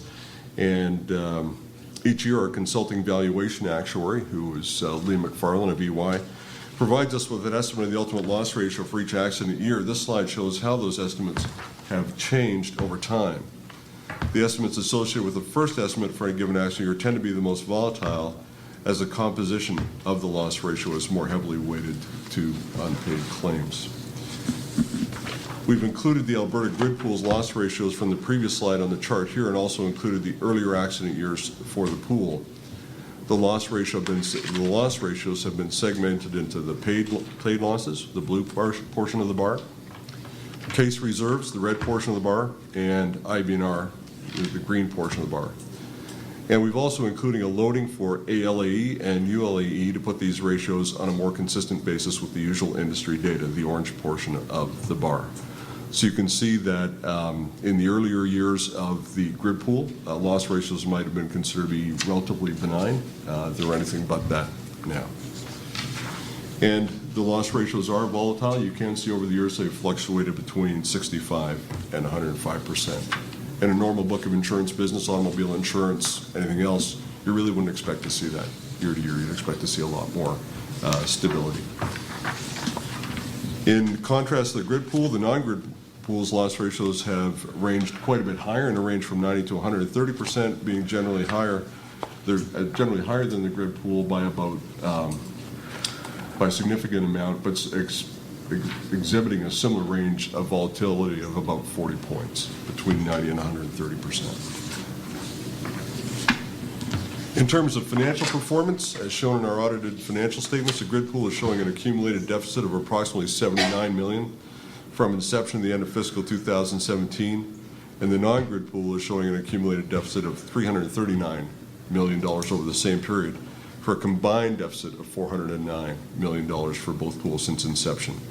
Further, we are projecting an additional $98 million of deficit to be incurred in 2018 and $104 million in 2019, and which, if these levels materialize, will increase the total operating deficit since inception by almost 50%, just in those 2 years alone. It is important to note that while our financial statements are prepared according to accounting standards, our financial results can only show the results of our own operations, what happens inside the walls, if you will, at Facility Association. And things, therefore, look somewhat different from a member company perspective. I mentioned earlier they have to take our results and pay health levies, premium taxes, income taxes. They have to deal with the cost of capital And on the other side, they perhaps have some investment income, the cash flow of their insurance operations. I mentioned a minute ago that we're seeing those cost pressures in the marketplace, and Sean and his team have taken a look at the industry. Now I'd like to have Sean take a couple of moments to share things from our perspective. And given what you've already seen this morning, I don't think it'll take you too much by surprise, but I think it's important we would like to share our perspective as well. Sean? So this is a summarization of the information that has already been provided. We took the results directly from the Oliver Wyman report and simply created from that information, including the recommended benchmarks for expenses and the investment return, come up with what we think is the associated target loss ratio and the target combined operating ratio, and compared that back to the previous accident years. Now, the previous accident year loss ratios are a function of the claims that we estimate are ultimately going to be paid out, in this case the Oliver Wyman estimates, and the premiums that were collected over those same periods. And so the current target isn't necessarily the target that an individual insurer would have had in those previous accident periods. You would have had a different environment. Perhaps the expense structure would have been different. Perhaps the investment structure would have been different. But this does provide kind of a backwards look on that. Now, another issue that we have is this is the loss ratios that are currently being estimated. But as was shown earlier and in the Oliver Wyman presentation, those estimates have changed over time. So while we can show converting the loss ratio shown here into an implied rate deficiency, assuming the levels of expense and investment return currently being viewed as part of the benchmark, this isn't necessarily the view that insurers would have taken at the time they were making their rate decisions. So part of the challenge has been speaking about why insurers individually haven't come forward over time with a view of their rate level need. That rate level need has probably changed over time because we have seen losses deteriorate more quickly than what had been expected, and changes in the loss cost trends have changed over time, and for the most part adversely. So if we look at this, and again, just converting to look at those loss ratios as they occurred against this estimated target of about 65%, you do get rate deficiencies associated with those prior accident years of between 3% and 37%. And certainly this puts pressure on. And this would reflect pretty much the current rate level. It doesn't reflect rate levels changes or rate changes that have occurred that were approved after 2017, to take effect after 2017. But you would have to have rate increases of 20 to 30% to move these things closer to zero. And I don't think that the industry has seen those, particularly with the rate cap that has been put into place.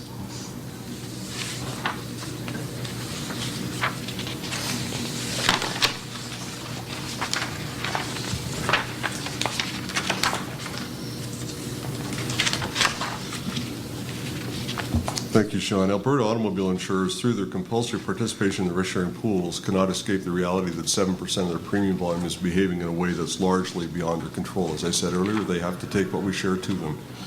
Because of that, there's always a risk that insurers may view the Alberta marketplace differently than they do markets where they have more control over their individual destinies, and ultimately this could lead to a loss of competitive choice for consumers. In particular, smaller companies whose pockets are not as deep as their larger competitors may very well find it more difficult to support their share of risk-sharing pool losses. If the business transfers to the risk-sharing pool loses money, companies have to have higher rates on the remaining risks in the marketplace than would otherwise be the case to achieve their target returns. Even if the risk-sharing pools break even, rates on another business would have to be higher. That old proverb, where there's no profit, the loss is obvious. So potential market consequences of the risk-sharing pools, they're not necessarily company impacts, but they can be volatile, and they are worth considering when companies make individual rate applications. And the company's experience will depend, just a little bit more detail on that, will depend on what they share to the pools relative to what they get back from the pools. So everybody in terms of the financial results that they experience, they're not going to look like our financial results. They can be very individualized, very different, one from the other. Risk-sharing pools can be an effective residual market mechanism. We would argue that they've contributed a lot to the stability in the Alberta automobile insurance marketplace over the years. However, because of the volatility they can present, we believe the focus should be on keeping them relatively small so that volatility does not expose companies to significant financial risk. That is, with relatively small risk-sharing pools, large percentage changes in loss ratios do not translate into large dollar impacts. Ultimately, we think all stakeholders share the same goal, a healthy competitive market where consumers benefit from multiple insurance providers competing for their business. Because we believe the risk-sharing pool should be kept as small as possible, we continue to encourage the review of eligibility for protection of the premium grid to ensure that it only applies to those risks it was designed for. And Mr. Daniel alluded to that a minute ago. And when these changes came about in Alberta in 2004, there were certain public policy goals. And when we set objectives and reality plays out, I think it's always worthwhile to take a backward look and see if those objectives are being met. And if they're not being met, then how might they be met? And we make our comments in that spirit. And we also support increased flexibility, pricing competition below the grid. Madam Chair, that concludes our remarks. We appreciate the opportunity to be with the board this morning. And if I may, on a very brief personal note, I've been appearing before this board and its predecessor since 2002. I'll be retiring by the end of the year, so I believe this will be the last time that I appear before this board. And I would truly like to thank the board, current and past members, as well as current and past staff members for the courtesy, respect, and cooperation that I've been shown and my staff has been shown throughout that time. We truly appreciate the way in which you do business and the way we've been treated. Thank you very much. Thank you. Thank you for those comments, and congratulations on your retirement. Hope you enjoy it. Sean and Ryan, any questions? We'll open it up to the board to see if there's any questions for you, gentlemen. I just have one quick question, hearing no others. Of course, we can't let you get off quite that easy. IBC recommended in their presentation a 10% increase to the grid. Would you sort of agree that that's the range we should be looking at when we consider? Sean, do you have any? Yeah, I'm just going to go back to the loss ratio for. So this is, we can't speak to the overall grid. About half of the population of the grid makes its way currently into the RSP.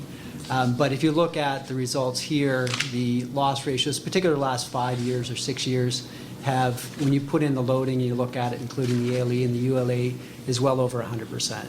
And so if that's indicative of the larger pool, now I'm assuming what's remaining outside of the pool is going to generate a lower loss ratio than what they're transferring into the RSP.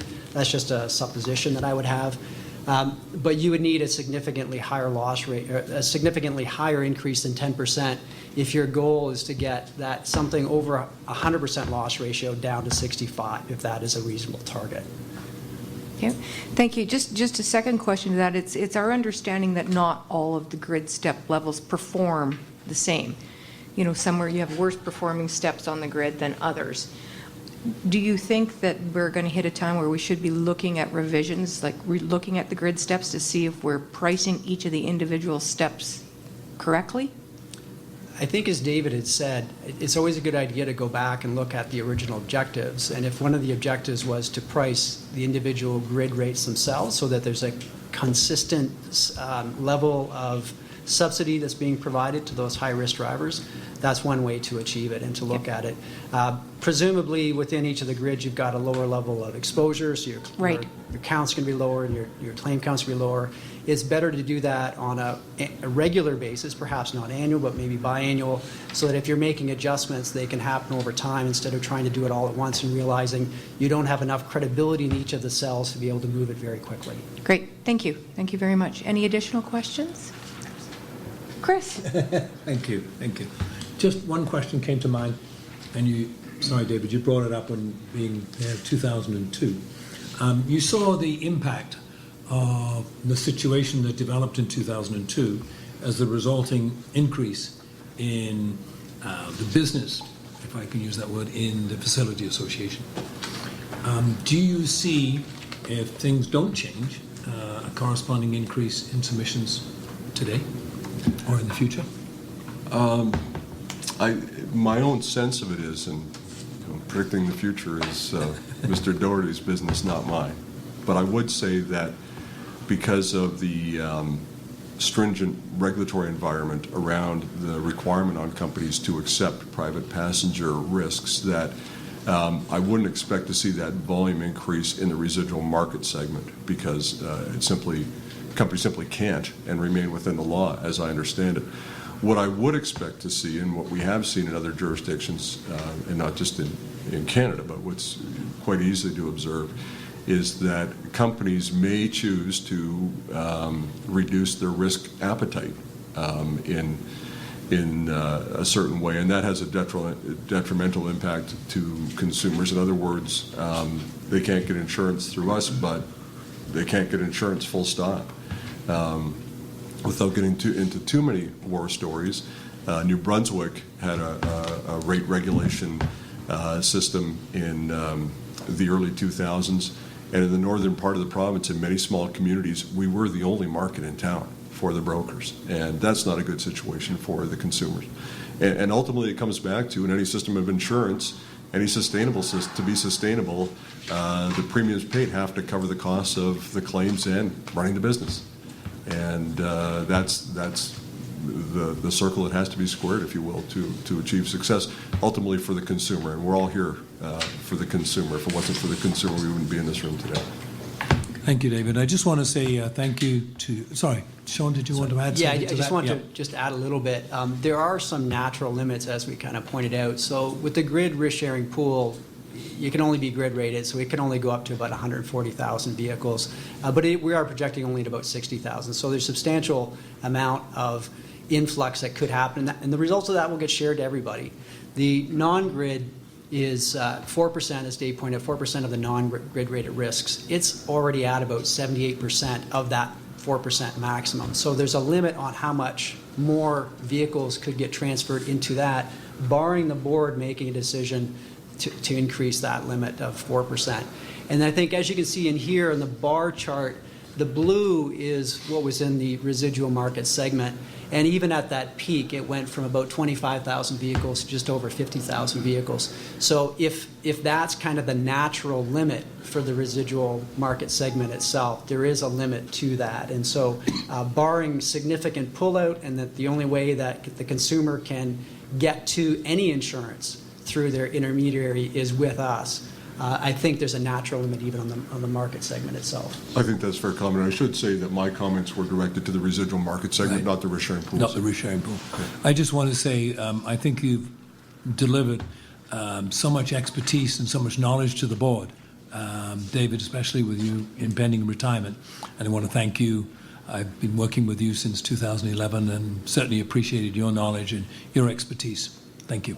Thank you very much. I appreciate the kind words. Thank you. Thank you, David. Thank you, Sean. We'll move on to agenda item number 5 and ask our former consumer representative, Chris Daniel.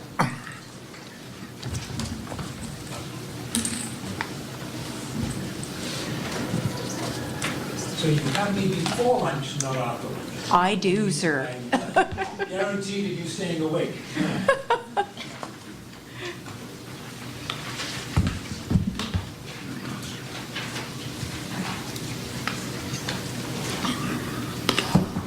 Now, I'm not losing my voice because I've been talking too much. For those that know me, I'm a very quiet individual and like to stay in the background. So, thank you, Madam Chair. For those that don't know me, my name is Chris Daniel, and since my appointment in 2011, I've enjoyed working on the board, and in 2014 was appointed the consumer representative. I feel this position is extremely important to the voice of the consumer, to bring that voice back to the board, also to bring that voice back to the government of Alberta. And it's important that the consumer voice be heard. And so moving forward, my presentation will be focused on that and that alone. So the consumer representative role is to independently collect consumer feedback and concerns and deliver that information back to the board and to government. It forwards relevant comments and through staff and myself, we talk to a number of different individuals, and I'll go through those in a minute. It also prepares a full report to the Minister of Finance, which was completed and done on June 26th of this year. And I said, a robust consumer voice is vital to the accountability and efficiency of the delivery of automobile insurance in Alberta. Today, we're talking about numbers, we're talking about actuarial studies, we're talking about forecasting, and we should never forget that the results of all of that are, in fact, the consumer. And it's the consumer that is focused on a mandatory coverage, which is in automobile insurance, which they have to have. And anything that decisions are made by the insurance industry, by the government, by the AIRB, has a resulting effect on them. And so how do we connect with consumers? We connected by a number of different ways. First of all, by telephone, and we had an independent consulting firm contact 600 individuals. In order to reach those 600 individuals, it's surprising me to learn that the contracting, or the firm that did this, had to make 17,000 phone calls in order to reach 600 qualified individuals. Having said that, one of the reasons we changed and added a feature, and that was the result of discussions with the board, we added a web feature. And this was an interesting aspect to obtaining information back from the consumer. And we had 587 responses. And lastly, we then focused on focus groups. And these I find the most interesting of all, because it's an opportunity of staff and myself, namely Kimberly, to physically talk to individuals in Alberta. We had 9 individuals in Edmonton, 12 in Calgary, 10 seniors, which I have to say is the most enjoyable of all, not because I'm one, but because they are the most vocal, and they will give you your opinion whether you want it or not. And so, very well put. They are excellent. And of course, our youth, who have another different perspective, and we should never forget our youth, because in a changing environment, we tend to think the environment is the same as we get older and we change, but the youth have a different perspective, and therefore it's very important that we get their information and their perspective back. And lastly, I do 10 personal telephone interviews that last about half an hour apiece. And they're focused on rural Alberta, so they're in the villages and towns or in the farming areas. So those are the individuals that I talk to. And where do I get this information for the questions from? And where do I seek input? I seek input from, obviously, from the board, the AIRB. I see input from the Insurance Brokers Association. They are the frontline people that talk to consumers. I receive questions from IBC. They supply me what they think is an important aspect. The Superintendent of Insurance contributes to the questions. And Transport Safety Services, that's the Alberta Transportation, also supply questions. And lastly, this year I did a little bit different. I went to the University of Calgary, to the Faculty of Business, who have a specialty in insurance, and they provided a number of questions too. So we select all of these questions. We ensure relevancy to the board, to the government, and then pose those questions. So the number of questions was 30 in total were asked, and they vary from experience in obtaining insurance, whether competitive quotes were obtained, the collision history, experience with insurance companies, complaint resolution, which was a new question this year, impression of how fair and reasonable the premium levels are, and we'll talk a little bit more about that later, their level of understanding of insurance coverage, and Demerits and increased fines for distracted driving. We'll talk a little bit about that. Safety of autonomous vehicles, user-based insurance, and driving while under the influence of cannabis. Maintaining a core group of questions, which we do every year, and those core group of questions are in my report. And what they're there for is to compare year after year for comparative purposes to see whether there is any deterioration or increased satisfaction levels. The rest of the new questions are added for perspective of what do we want to know, what's changing in the marketplace.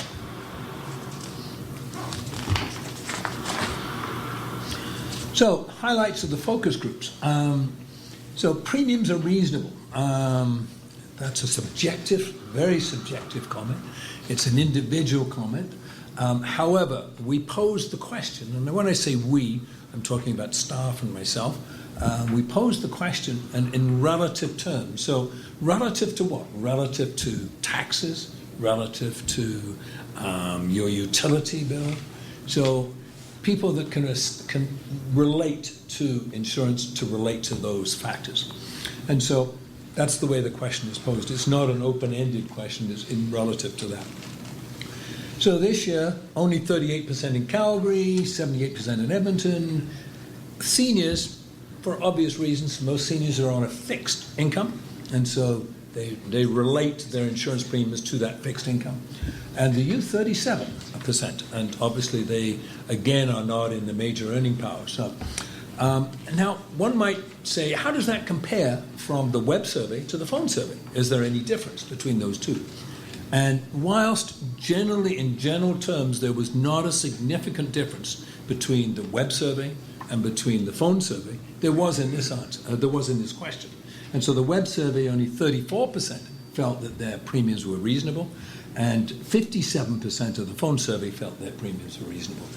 So that shows you a shift, a market shift, and that's why I think the web survey was so important to do, because there is a difference, and there's a difference. And I think if you boil it down, there would probably be more younger people that responded to the web survey than maybe the older generation. And that's why, maybe it's an opinion of mine, but why you have a difference. And so let's look at obtaining a comparative quote. So in Calgary, 92% of individuals obtained a comparative quote. AIRB supports, as I think we all do, in a competitive market that individuals go out to the industry and go out to the marketplace and search out competitive quotes, because that's the environment that we are in. And that's very important to do that. Edmonton, 66, seniors 60, youth, are we surprised? No, we're not.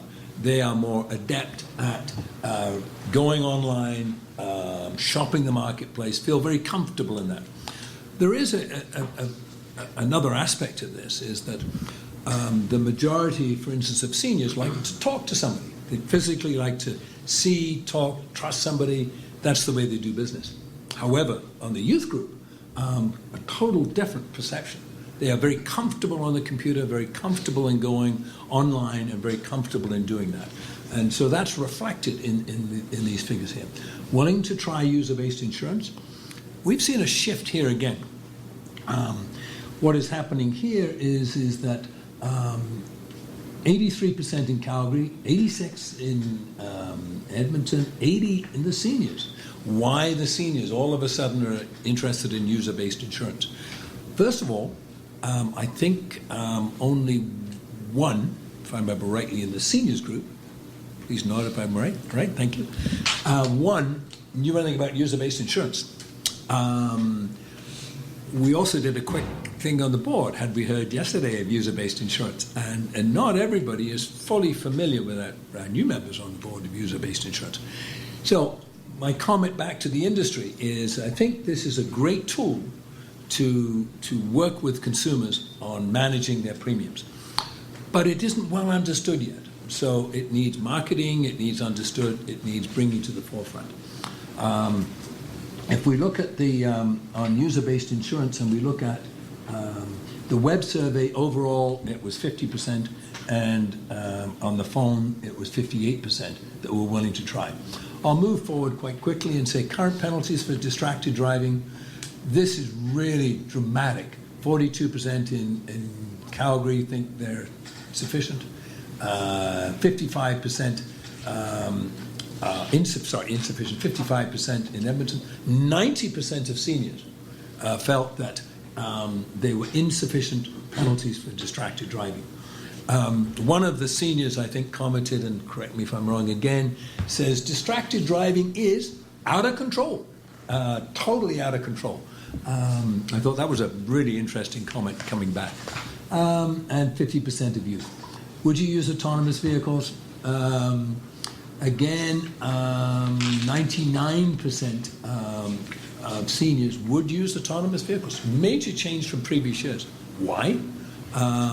Because of medical situations, because of once a senior loses his license, it's almost like losing his life because people rely on transportation. And so autonomous vehicles may be an area where they can still maintain some sort of independence. Driving under the influence of cannabis, I think there's a fairly straightforward answers.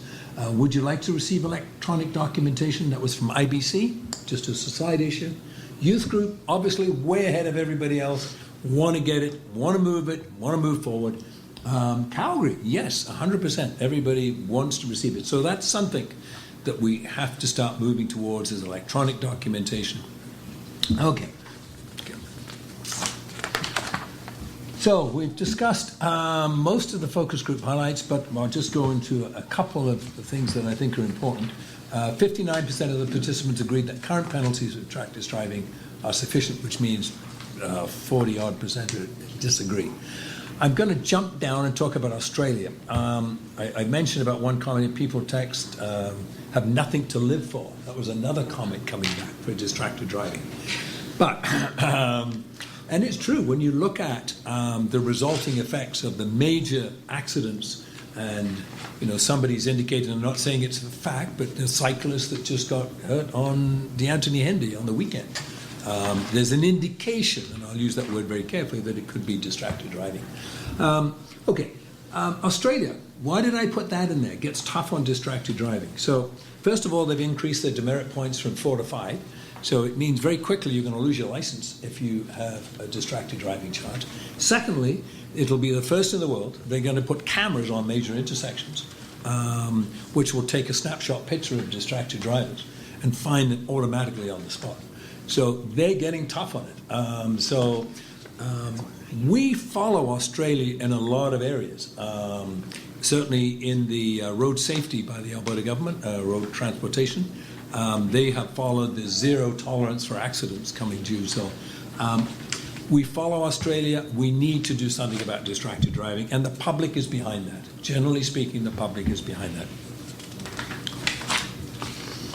User-based insurance, I think I've said about that. We need to do more awareness. We need to do a better job.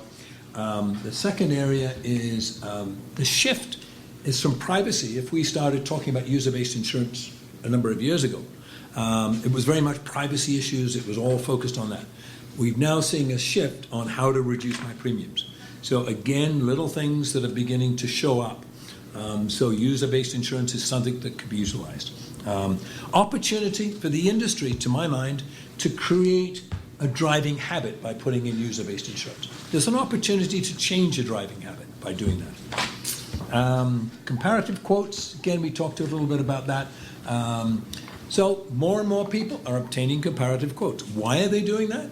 I think the obvious reason is they see an increase in premium, and when the premium is stable, generally speaking, consumers are loyal.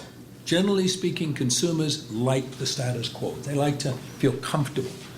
If premiums start to go up, they're not going to feel comfortable, so what do? They go back to their agent. Most comparative quotes are done through their agency system, or they go online. More and more people are going online, so we're seeing more and more quotes coming in. A lot of them stayed with their companies. That's good. That shows you the loyalty factor. But there is beginning to show a concern. Okay, we've talked, I noticed in a couple of the presentations, affordability, stability, availability, which I thought was great. So these are the key factors that the AIRB look for and the government looks for in what consumers expect. So I won't go through them. We've seen them enough over the years. But what I will talk about is a couple of minor things. First of all, we shouldn't ever forget that it's mandatory if you drive a car that you have insurance. And in Alberta, we have a large population in rural areas. So they have no alternative. We don't have a first-class transportation system where somebody living in Lodgepole can hop on a bus and get to Edmonton. It's just not feasible. They have to drive. So it's mandatory. So affordability and availability is very important.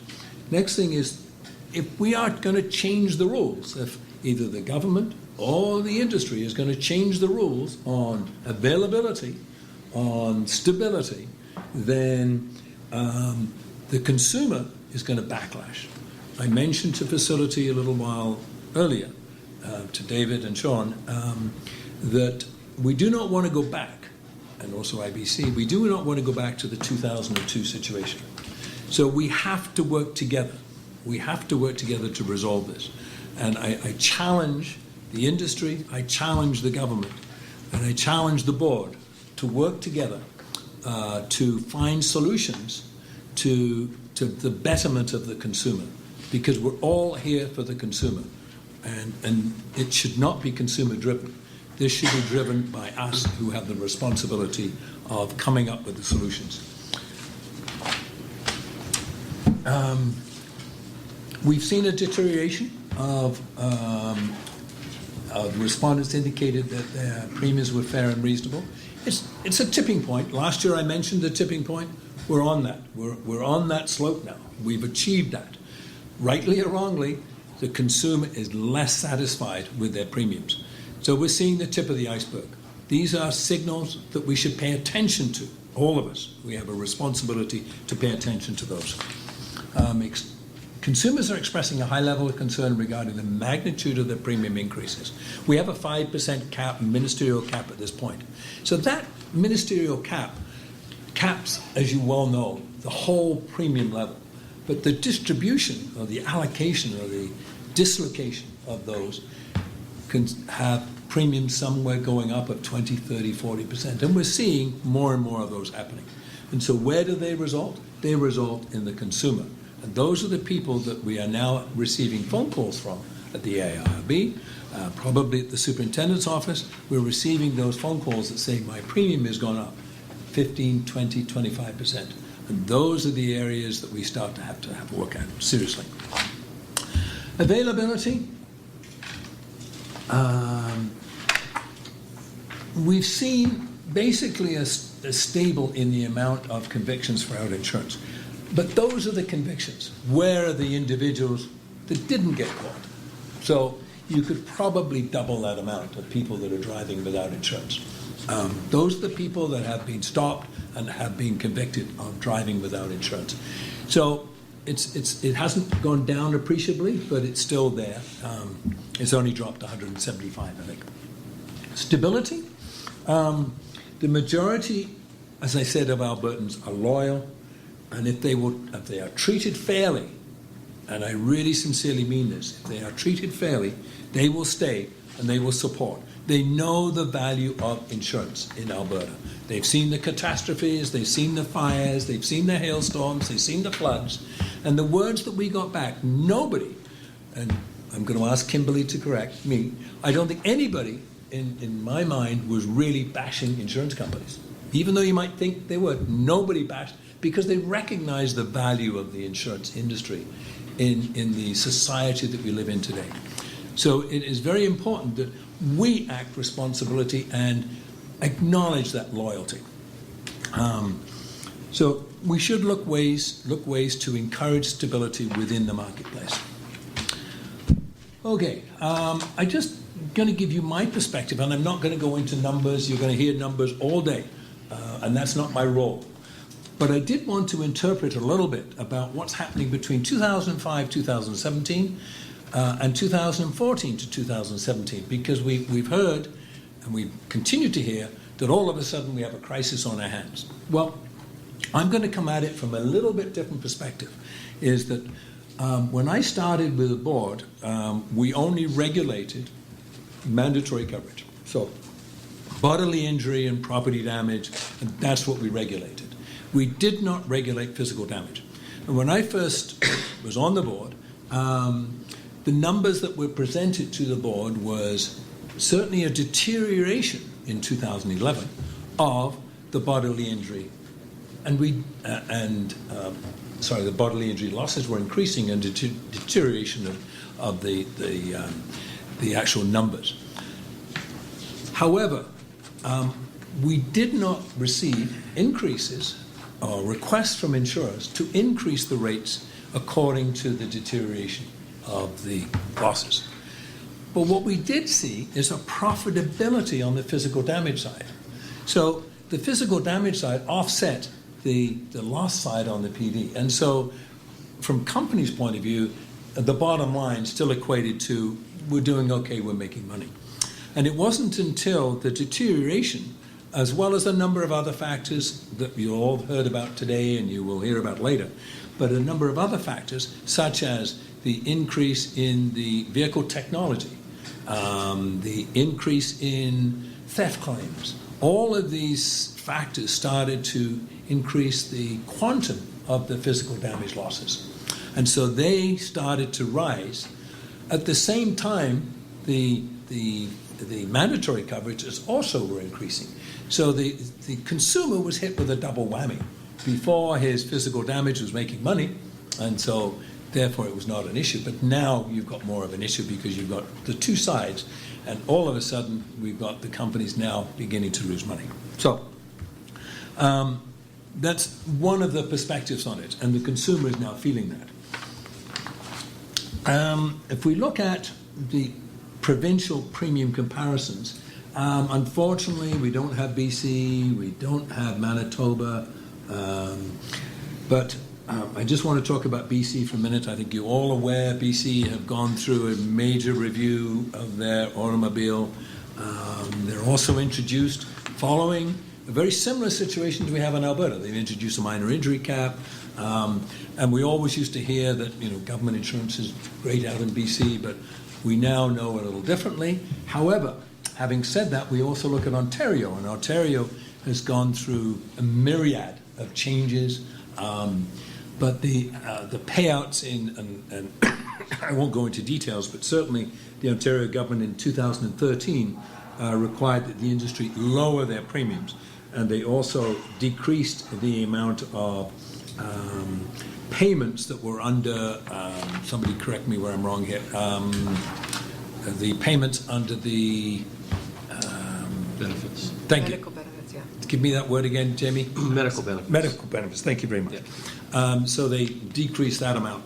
And so you will see a decrease in premiums. However, if you look at Ontario today, I just read a brief article that they've increased by 2.8%, or 2.93%, Ontario. And we're not far behind. Our premiums are increasing by 2.84%.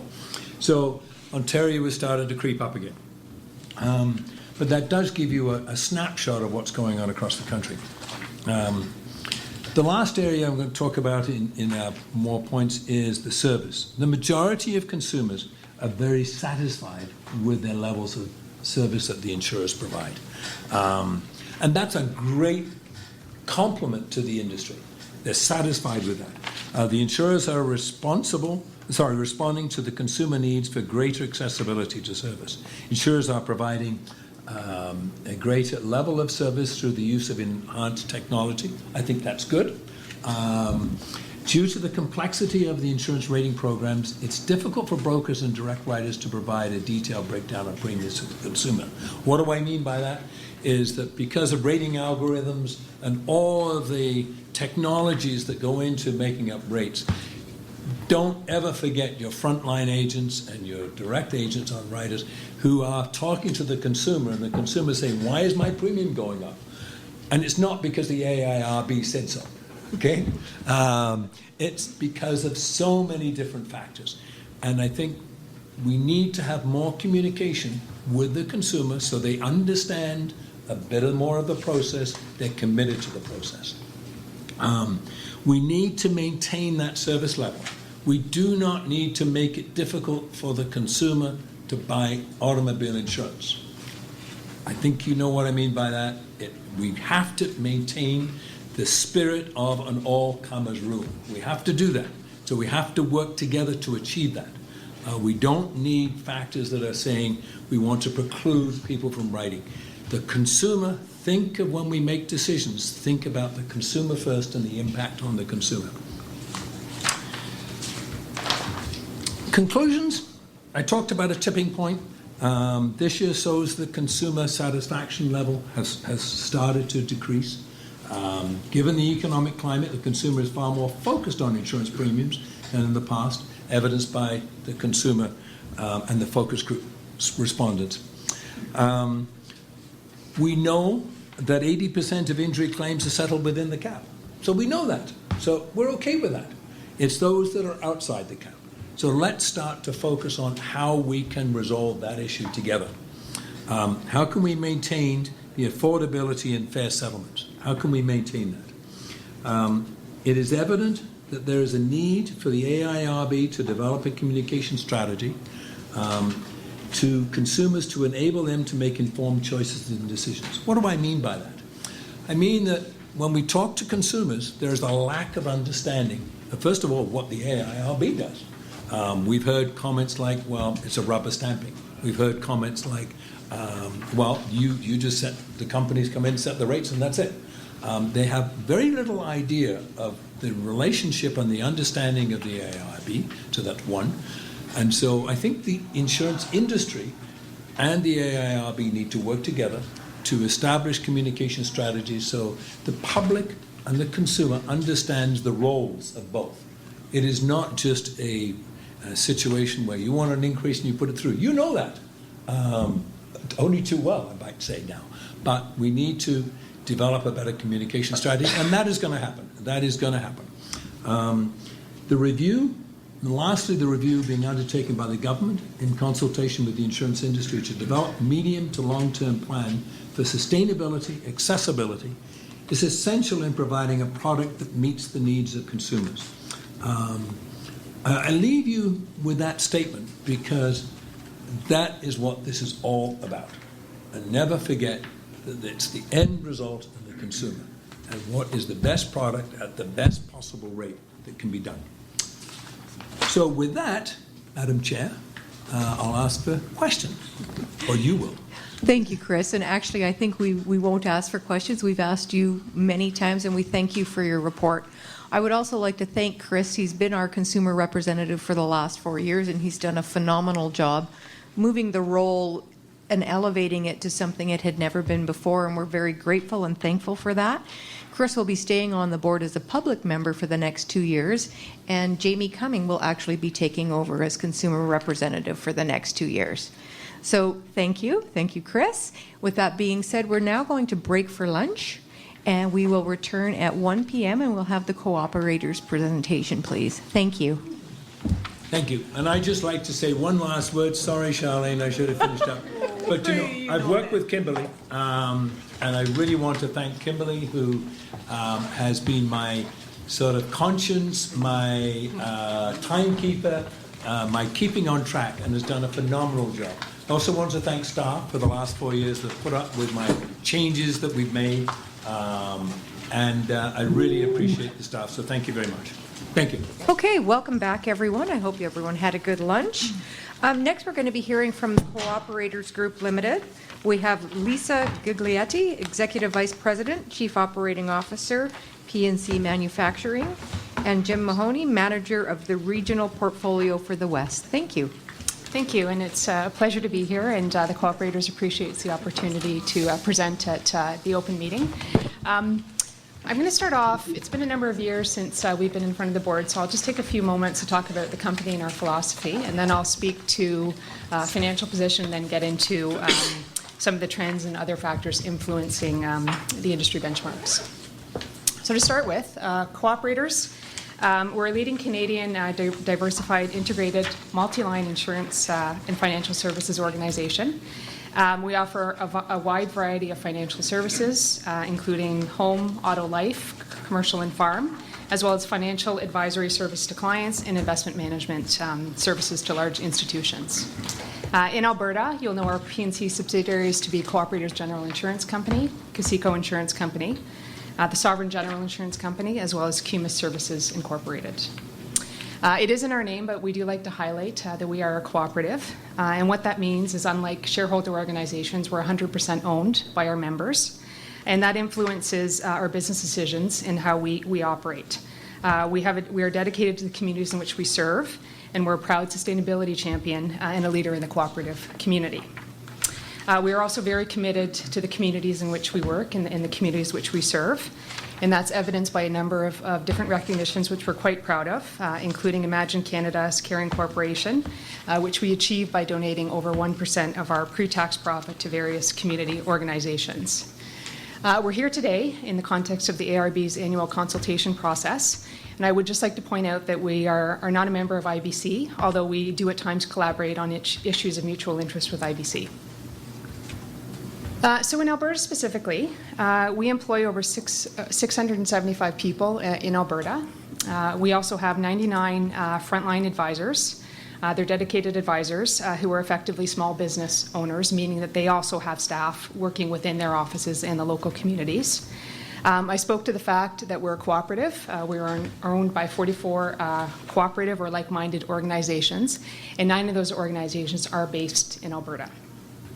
We're committed in the communities we serve, as I mentioned, and also to developing sustainable solutions to increase challenges that are facing us in a number of different product lines. And those would be not only in the automobile product, but other examples would be homeowners and dealing with natural disasters such as flood and wildfire.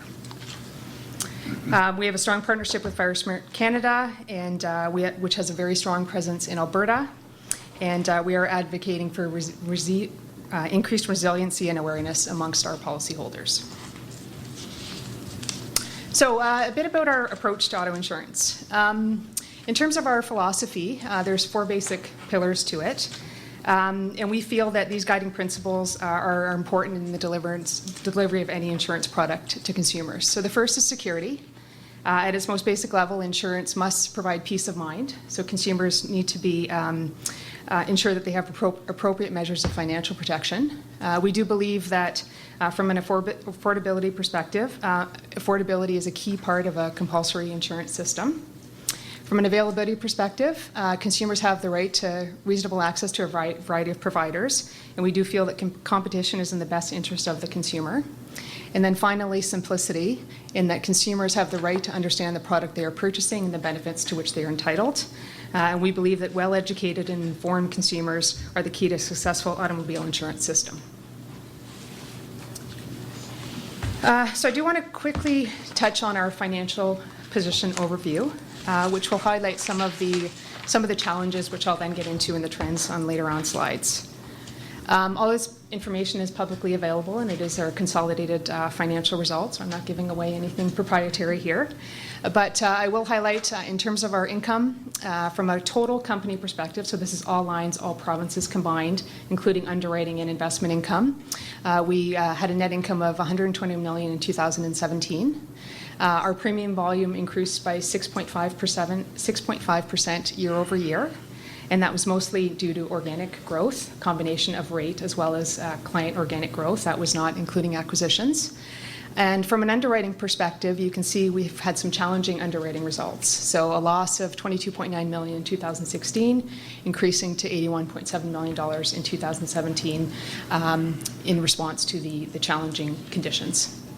And then finally, our ROE at the company level was 8.5%. In terms of our target return on equity, we do like to share this, and it is public knowledge. Our target return on equity is 12%, and that is what we target across all product lines and all provinces, so at the company level. We do believe that our resiliency depends on the ability to be profitable while meeting our clients' quickly evolving needs. And we believe that the 12% is a reasonable target, which allows us to preserve sufficient capital at all times, allowing us to fulfill our promise to our clients, to deliver on our claims guarantee, which allows clients to trust us that their financial needs will be met, and to meet regulatory and rating agency expectations, such as those requirements placed by OSFI. And finally, to pursue business opportunities as they arise.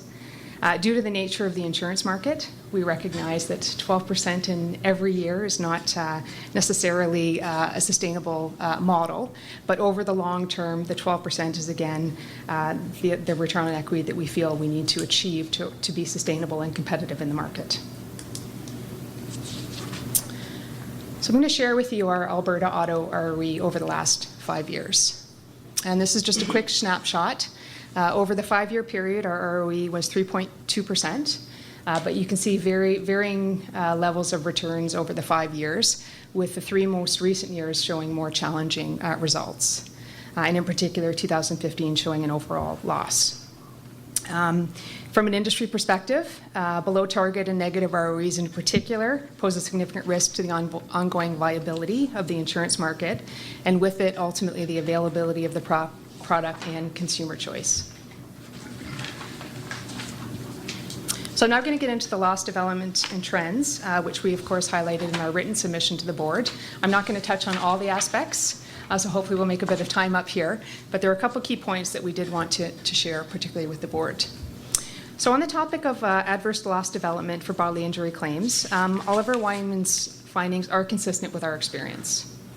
As a third-party insurer without knowledge of a claimant's diagnosis or prognosis, it's challenging to accurately reserve losses, particularly when a claimant is represented. It's not unusual for pleadings issued at least 2 years post-accident to provide insurers with initial information outlining the plaintiff's loss. And as a result, it is common for reserves to be impacted 2 or 3 years post-accident, either resulting from previously undisclosed information or negative contingencies. So that's normal course of business. We build loss development into our rate indications. That is, of course, the actual process. But as of a note for us is that our bodily injury prior year loss development factors have exhibited increases in recent years. And of particular note is the accident year 2016 loss year, which is developing at a rate which is quite significant in terms of the increase over prior years. So it is about 13% higher than we had expected. So we had trended an increase and it came in well above our expectations, which again is consistent with some of the findings from this morning. With respect to accident benefits, we started seeing significant adverse loss development starting in 2016, so a bit of a lag relative to the rest of the industry.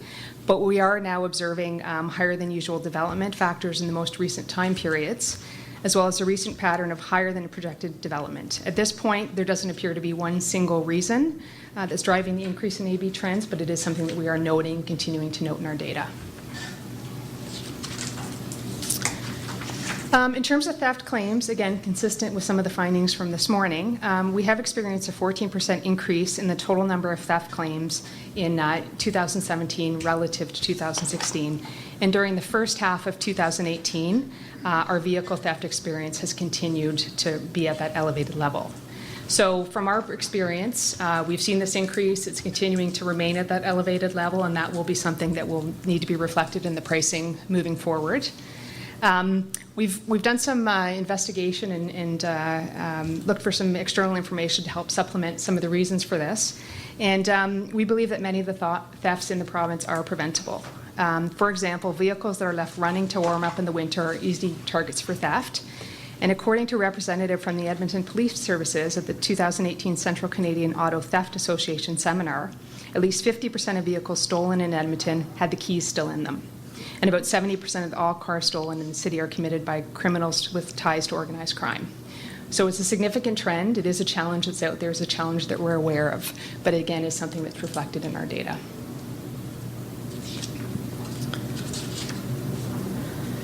Flipping back to bodily injury claims severity, we do believe that the increase can be attributed to a number of different factors.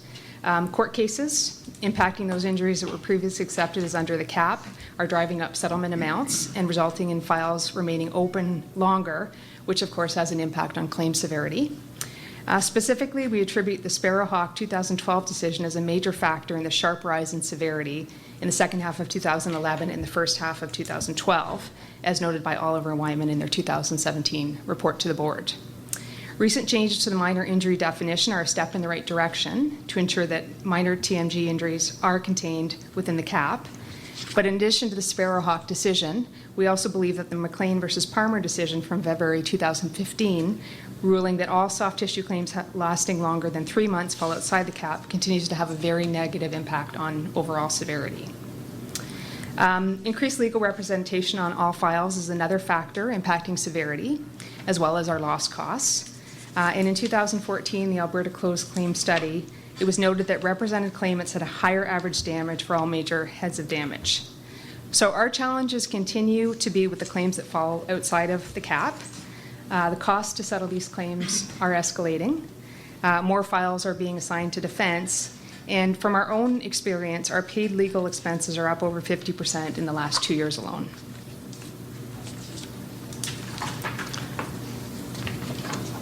Again, we recognize the positive steps that have been taken to control escalating costs with the changes to the minor injury regulation definition effective June 1st, 2018.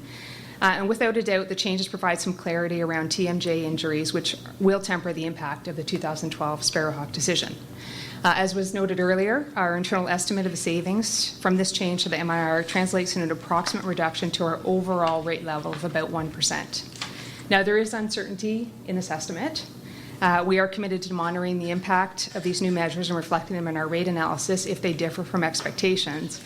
But due to long-tail nature of these claims, it's often a number of years before you can really measure the impact and the ultimate impact that it would have on loss costs. Now, with regards to the change, we don't believe that they went far enough to ensure that true minor injuries are remaining within the cap. Specifically, the McLean versus Palmer decision, finding that soft tissue claims lasting longer than 3 to 6 months fall outside the cap, has been more impactful to our severity and loss costs than Sparrowhawk. Soft tissue injuries may take longer to resolve for some than others when factors such as age and general health are taken into consideration.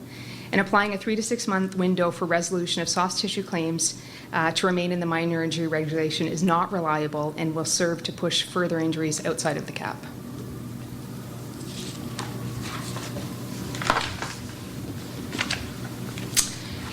I previously painted a picture of the challenges that we're seeing in the Alberta auto market with respect to meeting our target ROE and why that has a negative impact on consumers. And as I just described, we continue to have concerns about the bodily injury claim costs resulting in continued upward pressure on premiums. Although we recognize that the intent of the ministerial order was to prevent large swings in household budgets, its continued application will result in consequences more severe than rate increases in the short term across the industry. So from an impact perspective, the financial viability of the insurance industry, particularly with respect to solvency, inability for premiums to cover the cost of claims, deters further investment in the industry, particularly in the province that's impacted. There's a further risk of writing new business at a loss, which deters new entrants. And the biggest risk is the increased risk that insurance availability decreases, leading to a potential availability crisis and an impact on the service levels that consumers should be enjoying.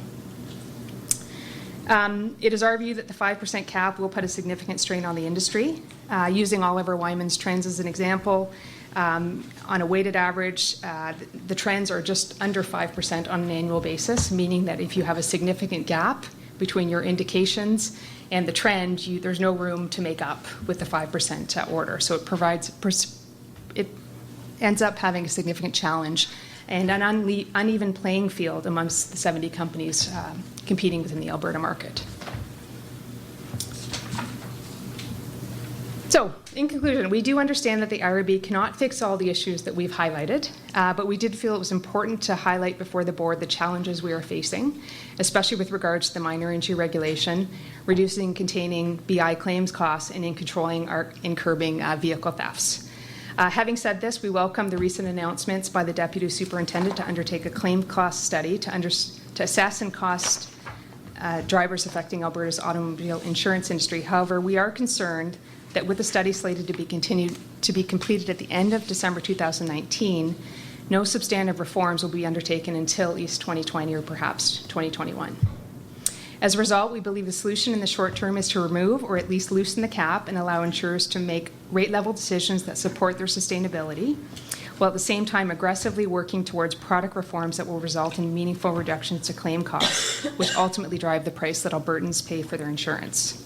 Reform should aim not only to reduce claim costs and thereby the cost of insurance, but also to improve the experience for consumers and ensure a strong, competitive, and sustainable insurance market that will serve consumers well. So with that, I thank you for your time, and we look forward to the outcomes of the hearing. Thank you. Thank you, Lisa. Any questions from the board? All right, it looks like it's my year to ask the first question every time. I'm struggling with the submission that Sparrowhawk is a key to driving the claims costs upwards, and with the clarification of the TMJ regulation that there's only going to be an anticipated 1% improvement in claims costs. Can you take me through that or expand on it? Sure. So I'm not getting into the detailed actuarial calculations, which I'm sure everyone will be pleased with. But the 1% is the overall rate indications. So Okay. I think in our submission we were more specific to say we believe it could be up to 3.5% from a bodily injury perspective. So hopefully that clarifies that. And there is a range of estimates, and I believe there was another presentation earlier this morning that also identified that there's a range of potential outcomes that could emerge, and that is what the 3.5% is based on, and that is being, I would say, a more optimistic view of what the change in trend could be. Okay, thanks for clarifying that. And I didn't mean to overstate what you said. I just didn't really understand what you said. Is there any momentum from internally with your group, whether you can disclose it or not, I guess, to try through the courts to have the reforms done judicially through cases where the Parmar decision in particular could be tightened or restricted or anything like that? Or is it taken as that's the law and we're going to move forward and set our reserves accordingly? I'm going to speak in generic terms. I think there's always an opportunity to challenge them. But as I mentioned, we're finding more of our files do require legal representation, and I mentioned that our legal costs are up 50%. So it is really a bit of a balance of trying to take a bit of a stand, but also recognizing that there are times when you will have to settle. But I would say that our view is that that's not the route that will help curb these trends. We do believe that there is some reform required to help curb the trends, and that relying on court decisions isn't, again, a sustainable outcome. Thanks. Any additional questions? Chris? Surprise. Go ahead, Chris. Thank you. As a direct writer, you have a direct impact on your consumer and on your book of business. So having heard what you've said, there is situations that you've got to move forward with. So in your opinion, and from what we've heard today, there's no obvious immediate solution. So are you taking any actions within your own organization or contemplating any actions moving forward? Or do you see any opportunities to mitigate some of the situations in the short term? And I mentioned in the short term while the review is being handled by the government and the industry. And how would those situations affect the consumer on a short-term basis? There's a lot of questions in there. Sorry. So I'll start with any impacts in terms of our operation. So as you mentioned, we are a direct insurer. We have an exclusive advisor force. Our advisors only write cooperators, so it's their only market. So it's important that, particularly when we have 99 advisors living in communities within Alberta, that we have a sustainable business model that works for them. At this point in time, we haven't changed our operations. But as I mentioned, we are concerned that on the current trajectory path, there could be an availability crisis, which paints a very different picture in terms of how companies will have to respond. So at this point, we haven't adjusted our operations. We haven't adjusted our strategy. But part of the reason for being here and being in front of the board is to ensure that there's an understanding that we do believe that the market will shift unless there's meaningful product reforms to address and curb some of these issues. So I'm not sure if I answered all of your questions, and if not, maybe you can reiterate. Do you have any suggestions on the short term, whether this situation could be mediated? Do you have any ideas, any concepts that could be put on the table? Well, we'd certainly be willing to have a conversation around some different options, but we do believe, again, it's a combination of the industry as well as working with the regulators to come up with a sustainable solution. So unfortunately, there's no magic bullet that we can throw out there, nor is there a magic bullet that the AIRB can throw out there. It will have to be a number of different constituents coming together to find a solution. But we do believe that there are opportunities, particularly around tightening up the cap.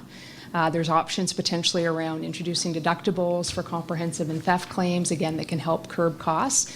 But again, all in the interest of containing costs, which is ultimately what's driving the costs that Albertans are paying for insurance. Right. Thank you. Thank you. Thank you very much. Thanks, Lisa. Thank you, Jim. Next, we will have Aviva Canada, Inc., please. Kristen Gill, Head of Personal Lines. Karen Ontz, Senior Vice President, Regulatory and Government Relations. And Mark Rouleau, Senior Vice President, Broker Distribution for the Western Region. Right. Welcome. Thank you.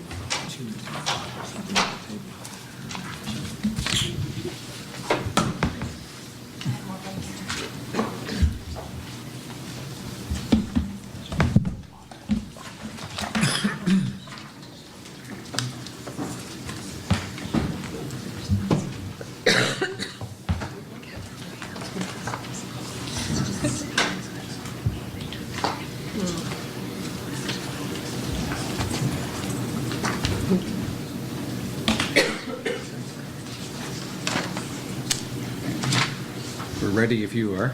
We are ready. Take us away. I find I'm stuck in between two microphones. I'm assuming you can hear me. If you can nod, if you can hear me. All right. So we've obviously been introduced. I'm Mark Rouleau, Senior Vice President, and to my left I have Kristen Gill. To my right I have Karen Ontz, and we're excited to be here again. It's been a while since we've, or certainly since I've done a presentation here, and a lot's happened since the last time we've done a presentation. So we want to talk to you a little bit about what's happening that we can see in the industry, and we also want to talk about what's happening within our own corridors. And if I'm lucky, yes, I won't worry about the agenda here. Our view right now is that the industry is in a full crisis. You don't need to have much of an, and I'm not an actuary, just for the record, but you don't need to be an actuary to know that those numbers are producing significant losses for our industry. We're projecting losses in the $400 to $500 million range for the industry. Aviva's own numbers are not good either. What we're showing here is, in the blue line is Aviva and Traders, or Traders General, and our Aviva General company, which we sell through RBC. The losses and the experiences have been deteriorating for a number of years. We first started seeing it in 2011. Our cores continue to be well over 100, and while it looks like 2017 there was some recovery back to an 80-plus loss ratio, I can tell you right now that 2018 is horrific. And these numbers that you see in these cores, 172 for Aviva General and 130, we're at May. And if you're following the news at all in Calgary, we just had another hailstorm down there. So there is no good news in the auto story for Aviva in the market. We are convinced these ongoing losses are affecting not just Aviva's solvency, but also solvency of other carriers operating in the market. And I can guarantee you is it affecting our ability to attract further investment into Alberta, and in fact puts a question mark on Alberta as a marketplace for a carrier that has choices where to deploy capital nationally. We're often asked, what were we doing about it? Were we asleep at the switch? What was going on during this period? And I can tell you, we were taking rate. And we took rate. You can see that we were taking 22% over the period 5 years, and better than 13% since 2016. Our problem was we just couldn't keep up with the trend. We would take our filing, go in, get the rate, think, okay, we've got it solved, and the losses just kept perking or growing in our portfolio. And so it was our view, and it continues to be our view, that rate increases are not a problem, although we need rate increases now. It's getting at the actual claims inflation. We need a longer-term solution, and rate, we just can't keep hammering rate at it. As an Albertan, I don't want to pay any more for insurance. I don't think anybody does. What we need to do is get to a point where we have affordable insurance, a product that suits Albertans' needs, and that everybody can access and afford. I'm going to turn it over now to Kristen. And do you want to give me that? Oh, you want the clicker too? Thank you. All right. Yeah. Nothing to do. So as Mark noted, things have been deteriorating dramatically, and this year our results are absolutely abysmal. Without reform and without some change to the cap, we don't really see any improvements in the near future, which is a major concern for us. So the next 3 slides just show 3 different scenarios on what results will look like for our business if the cap remains in place, if the cap is raised slightly, and then if the cap is lifted. So this scenario shows if the 5% rate cap is renewed with an opportunity to take an additional 5% in November.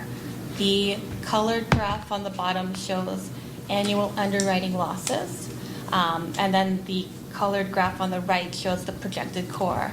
So if we have the 5% cap remaining in place, the combined Aviva Group core is going to be over 110% into the foreseeable future. There's no room for improvement there. Aviva General, which is facing significant challenges, is going to be seeing, if this were to continue, which clearly it can't, 140% or more cores. Over the 3-year period, we would be projecting to lose $130 million. So to put that into context, our premium volume in the province is about $285 million annually. So over a 3-year period, to lose what is about half a year's worth of premium volume is just completely unsustainable. Not only would this be terrible for us, the ultimate impact to consumer is going to be dramatic as well. The Aviva General rates are, on average, underpriced at the moment by $700. So once the cap were to be lifted, unless there's significant reforms to take costs out of the system, the Aviva General average consumer would be seeing a rate increase of $700, which is clearly very, very hard for some people. Aviva broker business, Aviva and traders would be seeing $165 increases, or they're underpriced by $165. This scenario is what would happen if the cap were raised to 9%. So clearly, if the cap were raised to 9%, things would be slightly better for our business, but it's still not going to lead to something that we can sustain into next year, to the end of next year, into 2020. In this situation, we would be projecting to lose $105 million over the next 3 years, which again is just not sustainable. And the end result for the consumer would still be pretty much equally bad. This situation is basically the absence of immediate reform, and we all know that it's difficult to get reforms at the pace that we need. We've been advocating for reform for at least the last 3 years, and we haven't seen significant enough reform to make a difference in the trajectory of the severity trends. So in the absence of reform, really the only solution in order to get our business and probably a lot of our competitors' business into a place where we can be financially viable in the province is to remove the cap completely. If the cap were removed completely, just due to the way premiums are earned over a 2-year period, it would still take until 2021 to get to a place where we're making our target returns that are set by the profits provision of the AIRB. So we'd still end up losing $25 million over the next 3 years, but that would at least put us on a path to get to where we need to go. And at the same time, we do, like Mark said, and like our colleagues have said in the industry needs reforms to avoid kind of the spiraling out of control costs that Albertans are seeing. So this slide, I apologize, is mislabeled. What we were trying to say here is that our trends are slightly higher than Oliver Wyman's and Dr. Ron Miller for BI and AB. They're not significantly higher for BI, they're slightly higher, they're a fair bit higher for AB, but at the end of the day, if we can't get the rate that we need, I'm not going to spend time arguing over whether our trends should be 7.5 or 8.5 or 9.5. It really doesn't matter with the rate cap in place. And every company has a different mix of business as well. I'm just going to spend a little bit of time talking about the cost drivers for BI and then turn it over to Karen to get into a bit more details on the claims side. These are our Aviva Insurance and Traders, the broker business at the top trends, and the Aviva General RBC book trends at the bottom. This is loss cost trend. You can see that since 2011 in the broker book and since 2013 in the Aviva General book, trends have been increasing for BI at a fairly consistent pace. Frequency has been stable, so this is completely driven by severity. Severity costs have increased dramatically over the period from 2011 to 2017, 66.4% for the broker book and 82.3% for Aviva General. And as Mark said, as these trends were increasing, we were taking the rate that we thought that we needed. It's just back in 2011, 12, 13, 14, 15, we had no idea how bad things would get. Our reserves were set at a level that we thought were adequate. Our case reserves were set at a level that we thought was adequate. We thought we were projecting solid trends going forward, but things have turned out to be just so much worse than we could ever have known back then. A lot of it is due to adverse development. This chart basically just compares adverse development shown or seen in the second half of 2017 compared to what's been seen in the industry. This is our broker book of business. We're seeing largely similar things. For us, it seems to be a little bit worse than what was seen in the industry for the second half of 2017, but it's largely consistent. This picture, I like this picture because it just shows kind of the continual angst that we're seeing every quarter when we review our reserve. So we've got accident half year on the left side of the page, and then across the top of the page we've got calendar period. So if you start from the right side, this is what happened at 2016 Q4, our reserve review, and then what happened at 2017 Q1, 17 Q2, et cetera, et cetera. So at 2016 Q4, we thought our rates were adequate, we thought our reserves were adequate, and when our actuaries did the reserve review, they increased reserves by $500K. Not that big of a deal, but there was some kind of concern that things were deteriorating. The next quarter, things deteriorated even more. They increased reserves by $1.6 million. And things just kept on getting worse up until the end of 2017 Q4. The first quarter of this year, things also got worse to a lesser extent. So potentially, hopefully, there's going to be some stabilization in our adverse development, but it's a little too early to tell. Our actuaries are doing the Q2 2018 reserve review right now, and they're not seeing good things. So each quarter we see things deteriorate. We hope that it's the end of it. Before the rate cap, we had tried to take the right rate that we needed, but unfortunately things just keep on escalating out of control. So it's a very dire situation that we find ourselves in right now. And I'm going to pass it to Karen.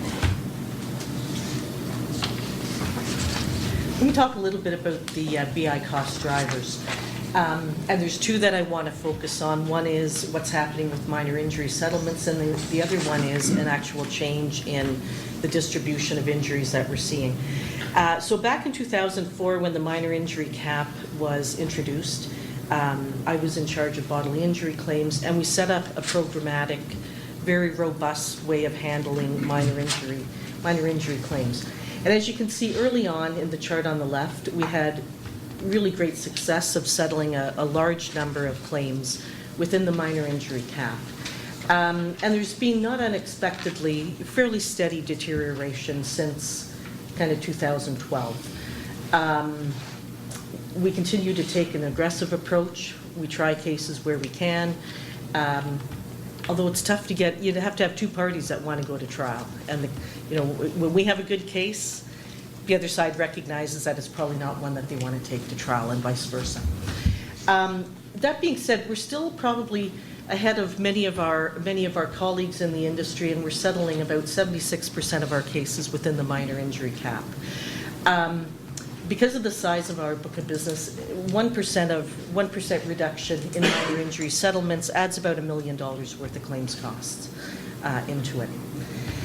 So we continue to try to keep claims within minor injury. What we're seeing now, and why we think that the reform recently done by the government will not have a huge impact, is we're actually seeing a distribution in the change of injuries. And we're seeing a far greater emergence in chronic pain, psych-related injuries, concussions, and orthopedic injuries. More serious injuries with more serious dollars attached. And I can tell you that as of June this year, we've already had 18 large losses go through for $14 million. And those were claims that involved fatalities, significant orthopedic injuries, concussions, and psychological injuries. Same time last year, it was only $3.6 million in large losses. So there's something that's changing in how these claims, maybe it's the seriousness of the injuries, but it's also how these claims are being worked up. We are seeing 3 times more psychological claims than we did 4 years ago. And we are seeing double the number of allegations of headaches and concussions that we saw 4 years ago. The problem with the minor injury definition, as it was written in 2004, and even as it stands right now, it's still one of the narrowest ones in Canada. So it's still fairly restricted to whiplash-type claims, and you've now got a little bit of TMJ and psych in it. But it will never capture the kinds of injuries that we're seeing on the right-hand side. It won't capture a concussion. It's not written to capture a concussion. It's not written to capture chronic pain. And it's not written to capture a lot of psychological injuries if they last beyond the physical. So our view is that this trend will continue until such time as the minor injury cap or the minor injury definition is changed. We've advocated for a broader minor injury definition. The government chose to go in a different direction, and that's why we estimate that the impact of these recent reforms is maybe 1% to 2% of our core improvement. Okay. Just a couple of other trends that we're seeing. Let's talk for a minute about accident benefits.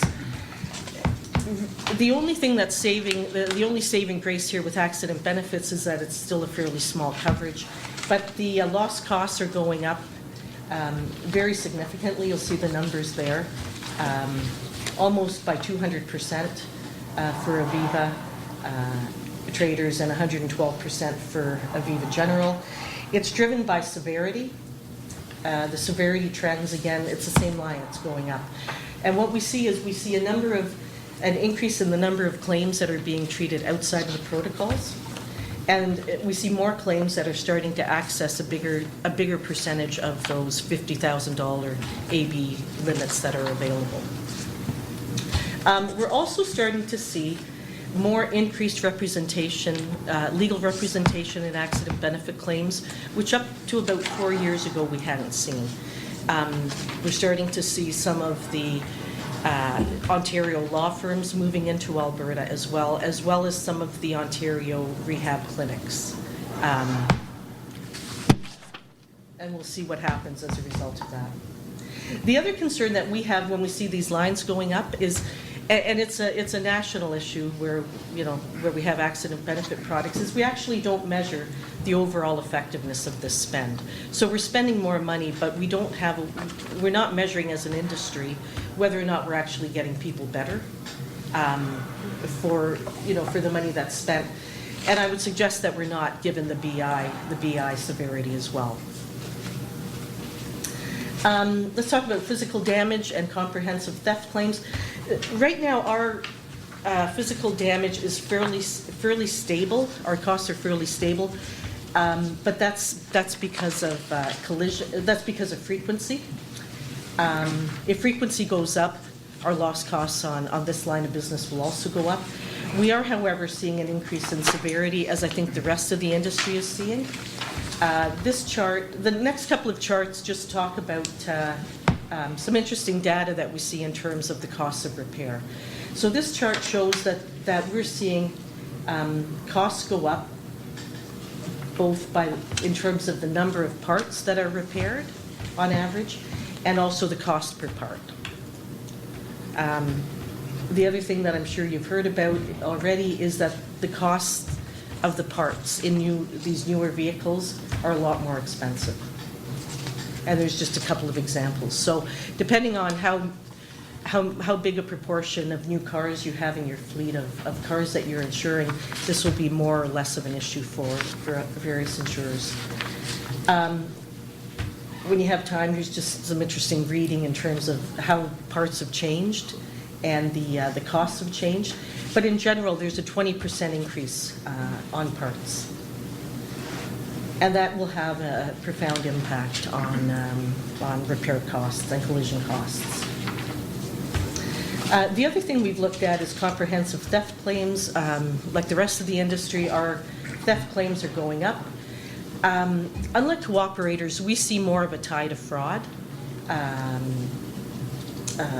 We've had 272 cases that we've looked at as potential fraud in Alberta. We bucket our fraud cases into either claim fraud or policy fraud. Policy fraud are things like lying about where they live to get cheaper insurance, things like that. But in both cases, we see a tie going back to vehicle thefts. You'll see it in the claims one. About a third of our claims fraud files involve a suspicious theft. And it's a higher percentage here of vehicle theft, certainly than we see in Ontario. I'll turn it back over now to Mark to quickly talk about the grid and the conclusion. So it's our observation that the grid loss costs continue to be higher than non-grid. We are advocating that we take an increase is it whatever's agreed to here. We do want the grid to increase, but more importantly, we're asking for grid reform. What we believe about the grid is that it's still not doing what it was supposed to do. Get young drivers onto the roads at reasonable insurance rates. It was never, in our view, it was never intended to subsidize poor drivers, and drivers that represent really poor risk should not be getting the benefit and the subsidization from good drivers. So we're asking for not just let's increase it and get it as a partial fix, as a bridge, but we need to really look at it longer term. What can we do to the grid scheme? Should we be focusing the grid on young drivers only and not take all kinds of subsidization out of the grid and moving poor drivers into where they used to be into facility, if you can remember back that far. We're going to conclude there, but there are a few things that we wanted to, before we take questions. We're convinced that we're in a crisis. Each carrier is looking at their circumstances maybe in a different way, and even within our own walls, we have a company that's significantly underperforming and one that's probably a little bit closer to the norms. None of them are profitable. You would be hard-pressed to find many profitable auto carriers in the province. I think the MSA data shows that there's a long shopping list of the carriers that are not, let alone meeting a target return, making an underwriting profit at all. We believe that the rate cap and the take all comers put significant pressure on solvency, and that there is risk that a carrier or other carriers exit this marketplace, and the reduction of capacity does not equal lower rates for Albertans. Less capacity is likely to bring rates up, and there's an affordability risk. We don't want to charge Albertans anymore. What we just need to do is get to a point where we're profitable, and that is, in the interim, short term, means we need to get the cap off. We've got to, in a longer term, I guess, over a longer period, it's going to take us a while to get to product reform. If we're going to look at a closed claims study that's going to end in 2019, we can't wait that long. We certainly can't wait for a claims study to be completed, and we cannot wait for an election. So we need to start talking about solutions now. We'll open it for questions. Thank you. Questions? Okay. Chris or Jamie, which one of you is going first? Okay. Okay. Mark, Christian, Karen, thank you very much. I think you've, first of all, I think we appreciate you coming. I am surprised that there's not more companies presenting, because you're in a situation that you're telling us is critical. It's a crisis. And I would have expected more, but that's just an observation. Yeah, we agree. Number two is that from the consumer point of view, they're not yet feeling those pressures. One is because of the cap, right? But that's not all. I mean, this has been building. So what I think makes us nervous and makes everybody nervous is what's going to happen in the not too distant future.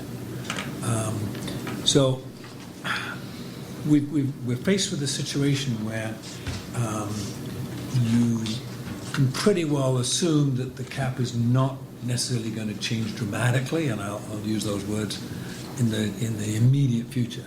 We don't know what's going to happen. I don't have a crystal ball, but we're assuming that. So from a company point of view, you have to make some very tough decisions. And those tough decisions will eventually affect the consumer. So presumably you have now started to think about some of those decisions. Can you share any of what you might take as a potential remedial action that may help you, may help even consumers in the immediate?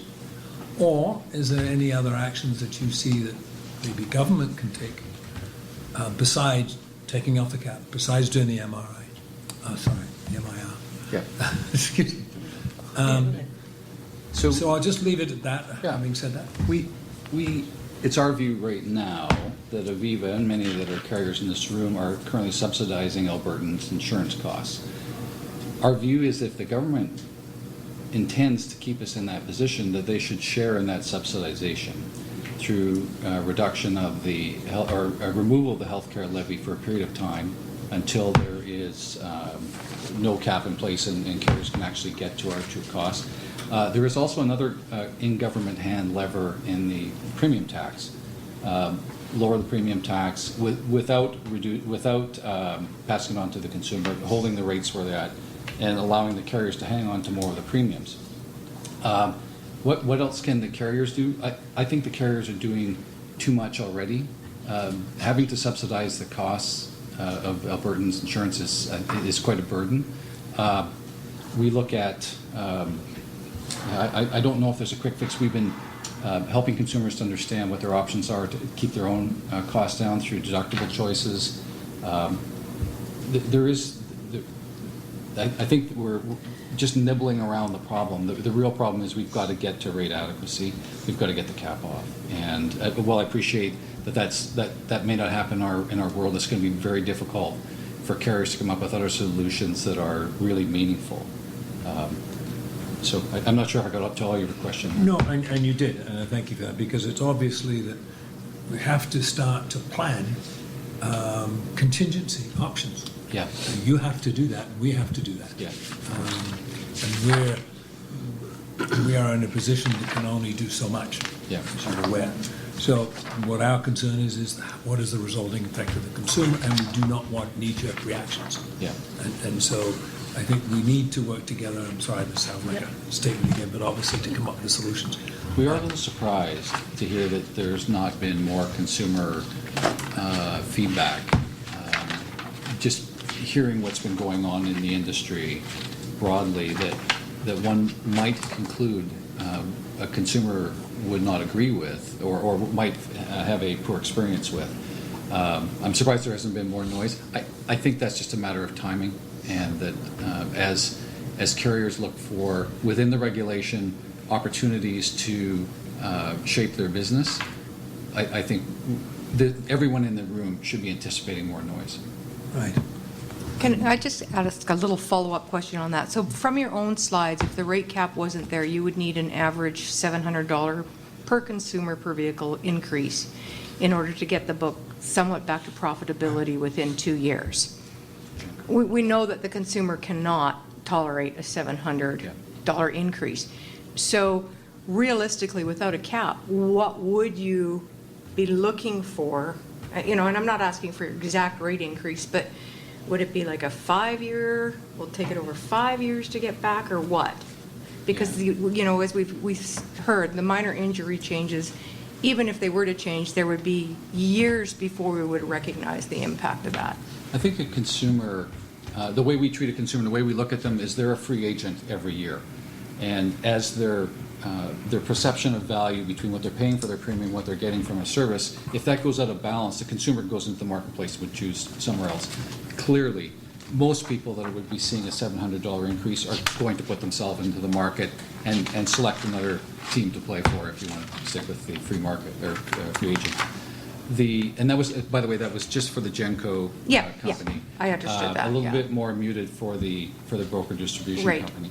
But the reality, what we believe in is that consumers will behave as they always have. They will always seek out the best value proposition that meets their needs in a way that it gives them what they're looking for. So if it happens to be a broker company, that'll be a broker company. If it's a direct company, it's a direct company.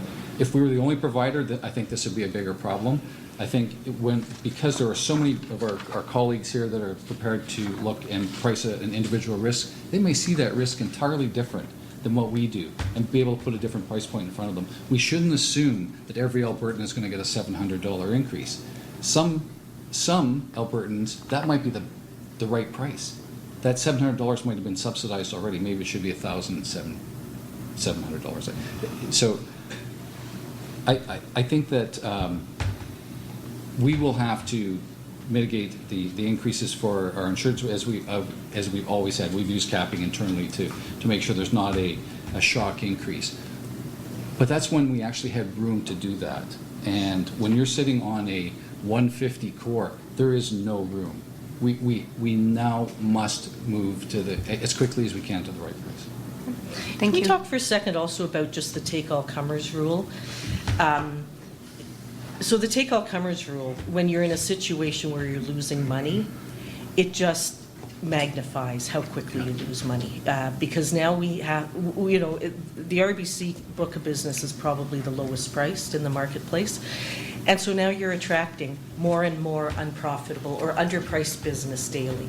And the business that you tend to attract also is probably not that stable risk, you know, that is willing to be loyal to a company and to a broker or, you know, their market.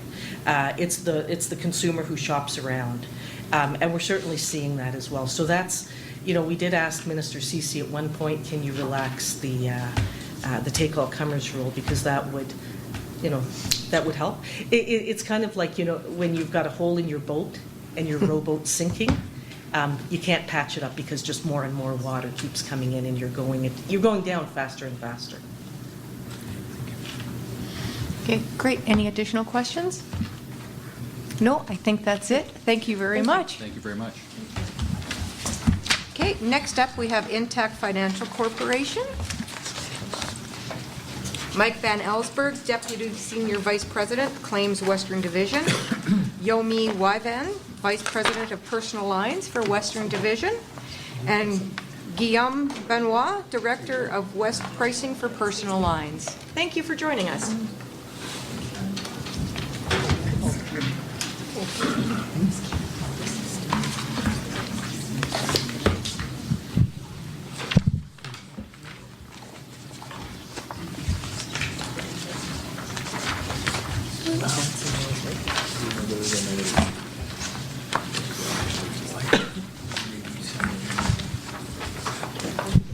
Okay, first of all, thank you for having us here today representing IFC overall. I am Yumi Winvin. I'm the VP Personal Lines for Underwriting for the West.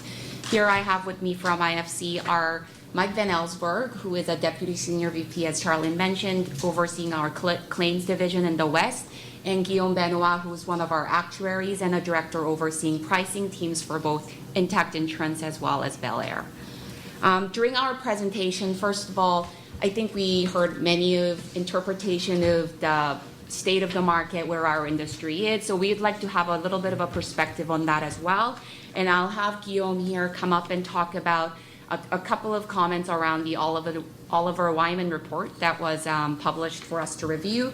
And Mike will address potential impact the most recent MIR amendments may have on our industry. And I will wrap up the presentation covering a couple of more of the emerging trends, such as legalization of cannabis and the distracted driving, and the impact some of these trends may have on our industry moving forward. Oh, thank you. I think we've seen the same information presented in a number of different ways in the last 7 or so hours.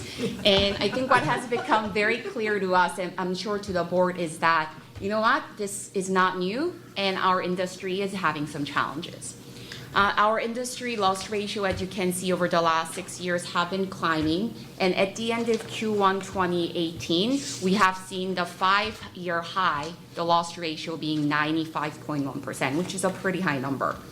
And another illustration that we wanted to share with you at the presentation is that the gap that we see between where Alberta is compared to some of our other provinces like Ontario and Quebec is widening. We do understand that there are different products and regulations placed in those provinces, but what we wanted to highlight here is that the gap that we see here is a bit widening compared to some of our other neighboring partners. But a lot of the factors that we have talked about here, it's a lot of the things that we've heard in last year as well as this year over the last 7 hours. And I think what we need to recognize is that we need to just do something now.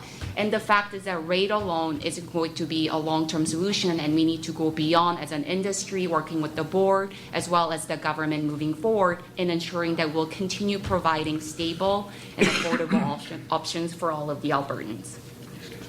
The next slide is a bit of a different take on the similar information. The gray line here indicates the average premium rates that we have taken as an industry over the last 6 years. And the red line is more of a hypothetical premium increase that might have been required based on the 7% profit provision and the expense ratios that were built into the Oliver Wyman report. It isn't here to show you guys or the industry that we need to take 20% right now or we need to take a steep hike.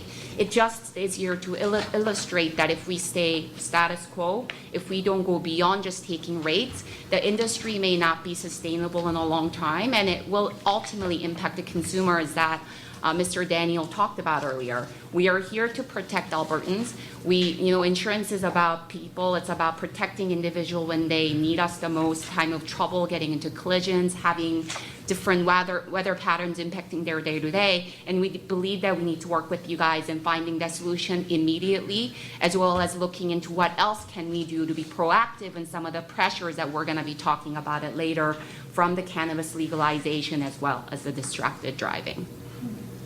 At this time, I'll have Guillaume come up and talk about a couple of the factors that are putting cost pressures on our claims cost side, and none of these are going to be surprising to you guys as we have heard it many times, but we want to just make a few comments from our perspective at IFC.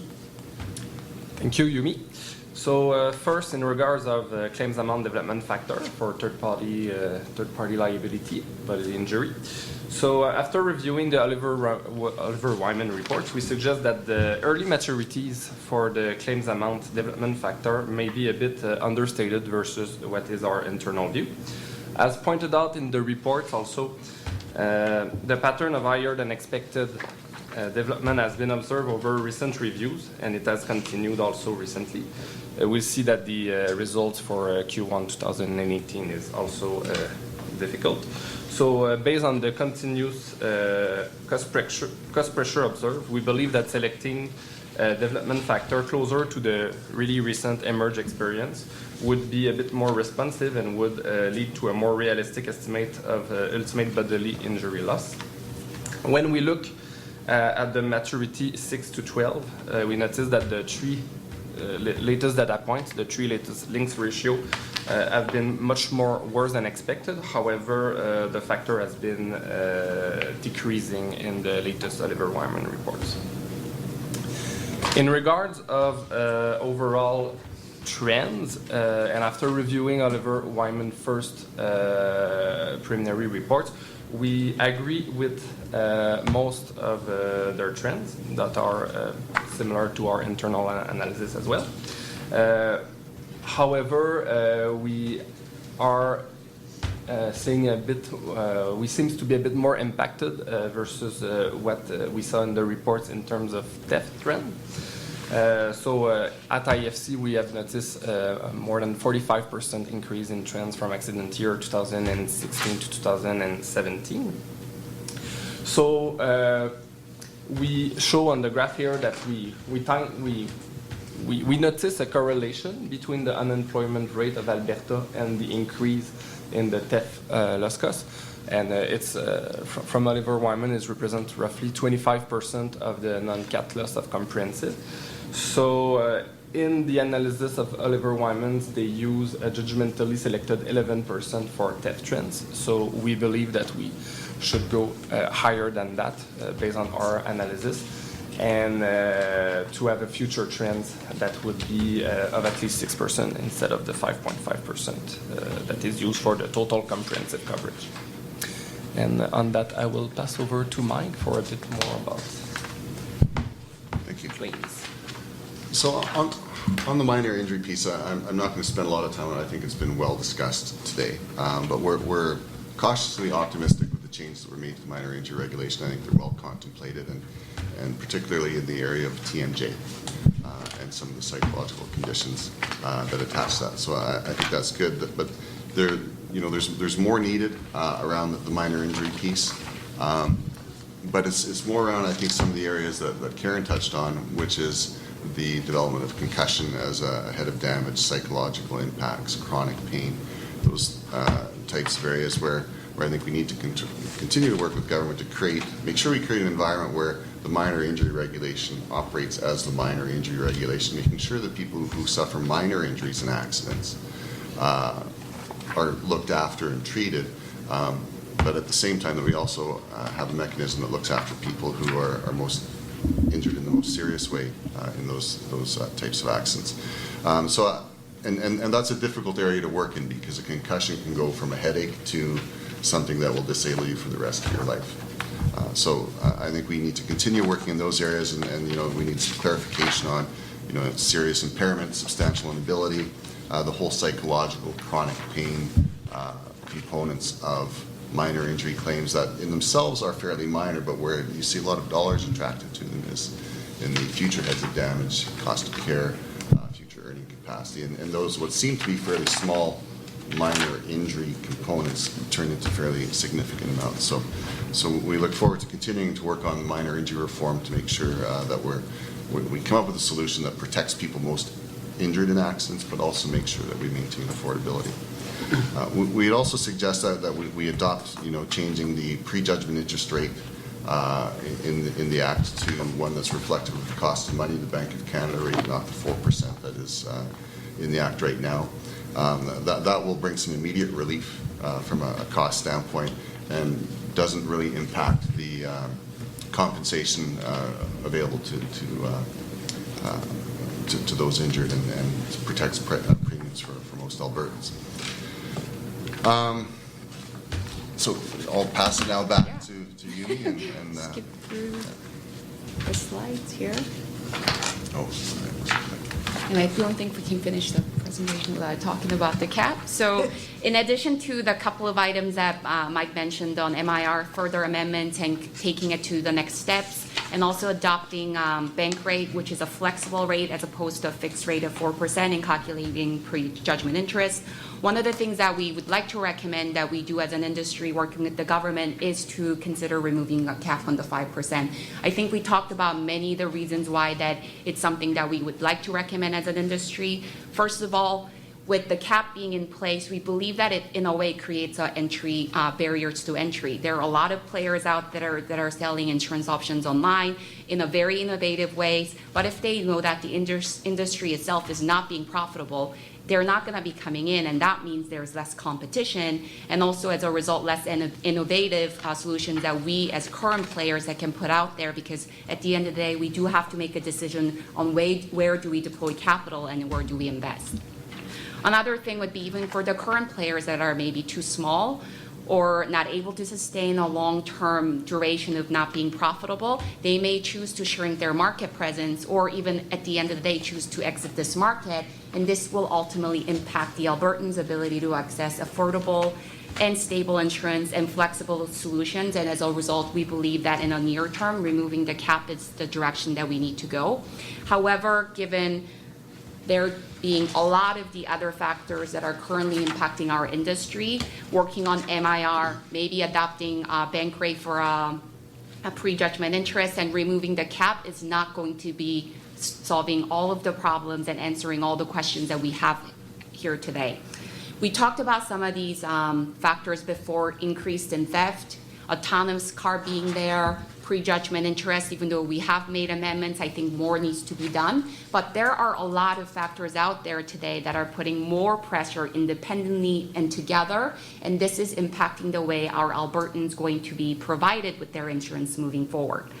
We operate in a world that is forever changing. When you look at 2002, I know that we're comparing our situation to 2002, but we operate very differently today.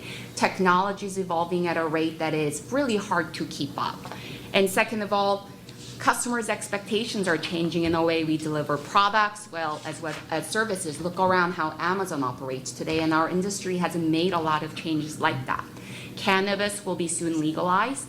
And one trend that we cannot forget is that 75% of Canadians currently own smartphones, and smartphones have become a huge part of our day-to-day, including communication, even the way we drive. So we believe that even though a lot of the things that we talked about earlier through Mike and some of the presentations, we don't think that's enough. And as an industry working with the government and the board, we need to be very proactive to ensure that we can continue providing sustainable, affordable products for all Albertans. And a couple of the trends that we think are even more imminent and important to talk about today is the legalization of cannabis and distracted driving. As we all know, in October of 2017 this year, the recreational use of cannabis will be legal. Even though there is a bit of a lack of data or not enough data around what this may mean to us for Canadian automobile insurance industry or even to Alberta, I think there are studies out there that may give us a bit of an insight into, what can we do as an industry to stay proactive. There are some misconceptions around out there, people thinking, driving under the influence of cannabis is not as dangerous as driving under the influence of alcohol. But I want to refer to the study that Mr. Daniel shared earlier. 25% of the individuals that were a part of the focus group, they indicate that they don't think it's actually that unsafe. So there is a bit of a group out there who really doesn't understand the impact this could have on the collision frequency and ultimately the way we rate and way we price our products. There are many studies out there to indicate that driving under the influence of the cannabis does impact people's reaction time, as it alters one's attention span, their ability to, it also alters your perception of time as well as distance. So even though we can argue many times on how much it will have an impact, it will have an impact. In April of 2017, Highway Loss Data Institute, which is a not-for-profit organization that does a lot of studies around collision frequency in the States, they have undertook studies to compare the frequency of claims prior to the legalization of cannabis versus after. And these studies were conducted in Colorado, Washington, and Oregon states. In all of the studies, they have actually seen an increase of collision frequency anywhere from 4.5% to 13.9%. And I think that really gives us a couple of insights. One, there was a correlation in legalization of cannabis and the collision frequency, which directly impact everyone in this room. Second, the wide range of 4.5 to 13.9 really does show that there is a bit of an uncertainty out there, and we need to really do more as an industry working with you guys and the government on a couple of things.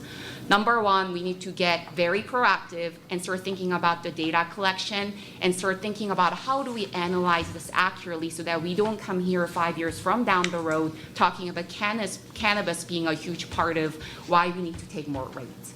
And second of all, I think we need to do more around the public education and awareness. There was a Statistics of Canada survey that was released last week on Thursday. I think it's a study that's done quarterly about national cannabis. And a couple of the questions and the facts that were provided shocked me a little bit. 14%, which is 1 in 7 Canadians, have admitted to driving within 2 hours of consuming cannabis. And I think more concerning is that 5% of the people that have gotten in the car got into a car knowing that the person that's driving has also consumed cannabis. And I understand that this is new for us. There isn't a lot of data. But given that we're talking about a lot of the pressures that we feel already as an industry, I think we need to be proactive in public education as well as the data and understanding that data. I think that's something that we need to be start talking about now, not 5 years from now. The second item that we wanted to talk about was distracted driving. We talked about MIR quite a bit in our presentations, and it really deals with one side of the coins in a way that we're talking about how can we reduce claims cost once an individual gets into a situation where they have to file a claim. But the other side of the coin is how do we not get the Albertans there in the first place? So how do we tackle that frequency piece? I think there were some studies that Oliver Wyman's presentation showed earlier about, there being less collisions out there.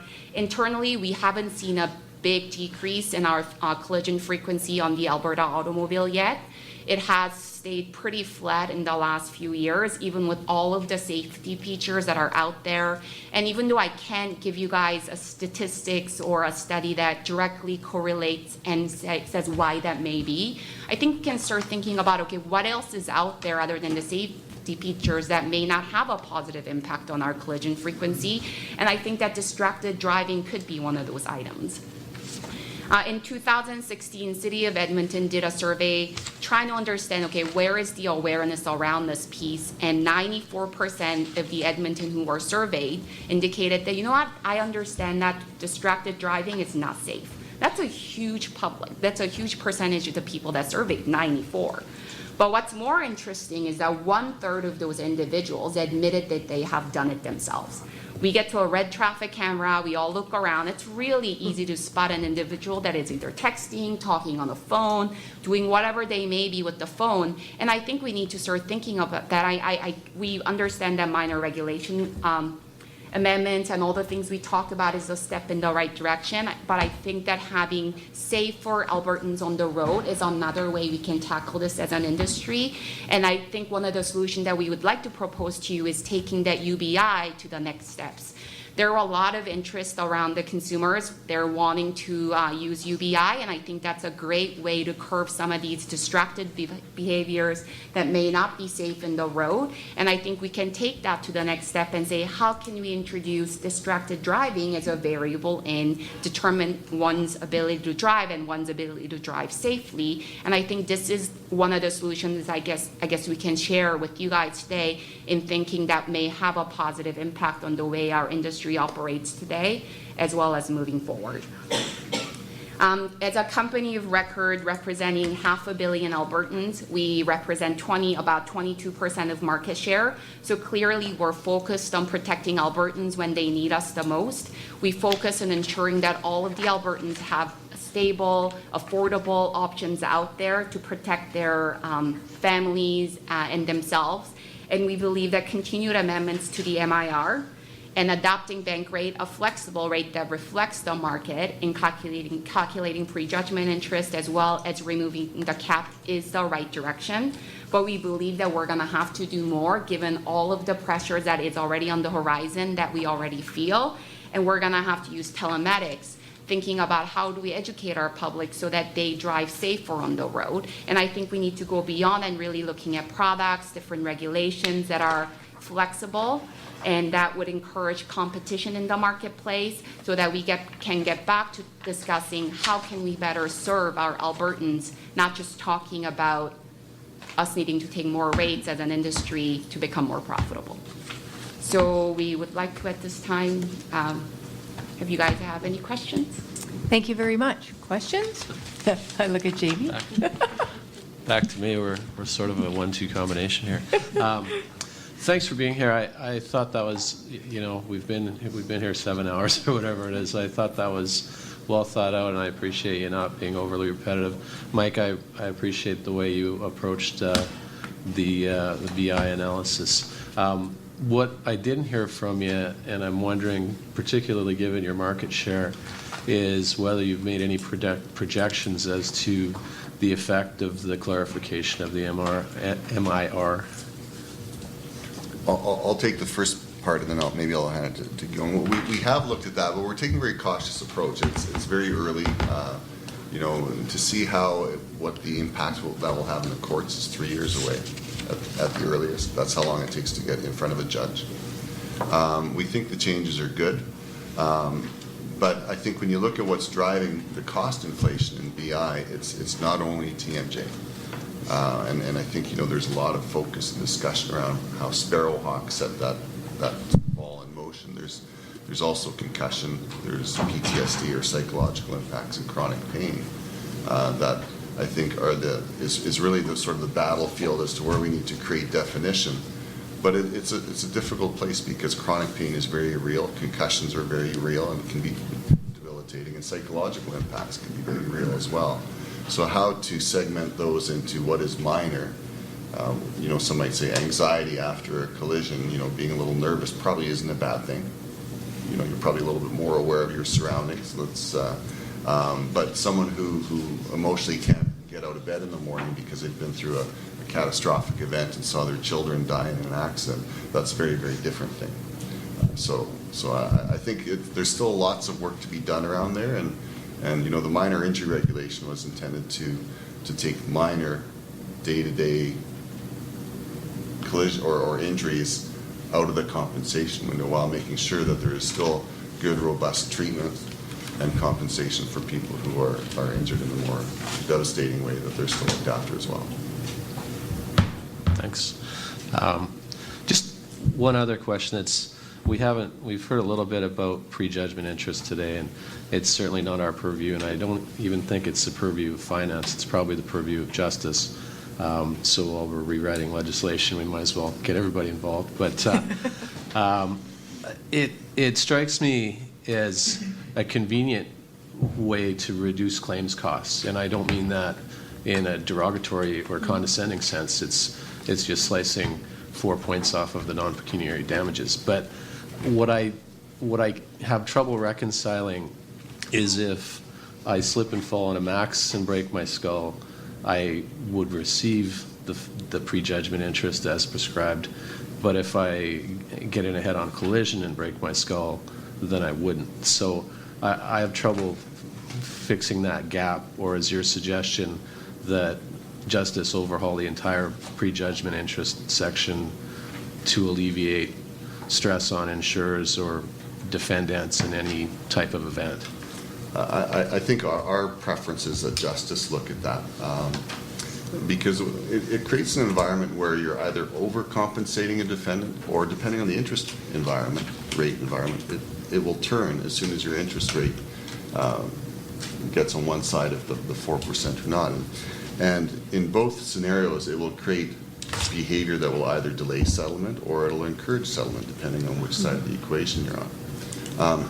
Injury awards in the courts are assessed in today's dollars. So you're compensated for the injury in today's dollars, which already includes the inflation rate since the time that the accident happened or since the injury happened. So it's sort of a double inflationary impact. And our position also is it just doesn't make sense. If you're awarding interest for the cost of money, then it should be attached to the cost of money. So, or if I heard you right, you're suggesting that the 4% interest per year actually delays the resolution of cases? Depending on where you sit as a defendant or a plaintiff and the current interest rate. Because as a plaintiff today, I get 4% on my general damages. If I settle and invest that money, I'm not going to get that. Right. But as an individual if somebody says you can have $100,000 today or $104,000 next year, I think the rational decision is to take the 100 today. It's not, they're not, these people aren't investing. We're talking about consumers and individuals here. But it does get calculated in cost and it gets awarded by the court. But it's not delaying a settlement. Trust me, if you look at it from a consumer perspective, and I can have $50,000 tomorrow or $52,000 in 366 days, I'm taking the 50 today. That may be. All right. Thanks. Okay. Chris, did you have a question? Yes. First of all, as the largest writer in Alberta, I really appreciate you being here. I think you have a tremendous impact on the consumers. Secondly, you've highlighted a lot of the things I talked about this morning, which is great, because I think they are consumer issues and you've identified those.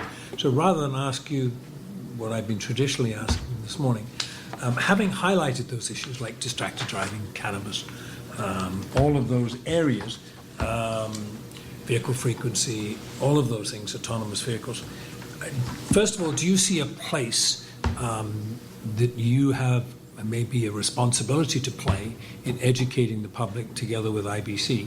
And I use IBC as a global situation, not necessarily functionality-wise.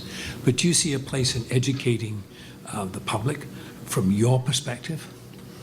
I don't think it's something that we should do on our own. I think it's going to be everyone in this room that has to start thinking about the education, whether it's at the government level, company level, public level. I don't think it's an issue that's just going to impact insurance. I think it'll impact everyone. So in whatever way we can, I think we're happy to talk and discuss what those options are, and we'll be very supportive of them. But I don't think it's something that we're in alone. I think we have to all work together in making that happen. Okay, glad to hear that. So internally, have you started to do anything in this regard? Because obviously these are going to have or have had an impact on the frequency of losses today, even outside of BI, but also including BI claims. Have you started to talk internally about that? That's the first point. Second point is that predominantly you deal in the broker market, which means you have a face out there with the public, with the consumer. And do you, or have you started to interact with them on some of these issues that you've identified as key issues of the consumer? I think a couple of things on that question. Number one, I think us being here and starting to raise this issue and the topic as a point of discussion is one of the ways we're getting out there, as we recognize that there are a lot of important players in this room. And second, on distracted driving and the UBI, currently the UBI has a number of variables that tracks certain behaviors like hard braking and acceleration.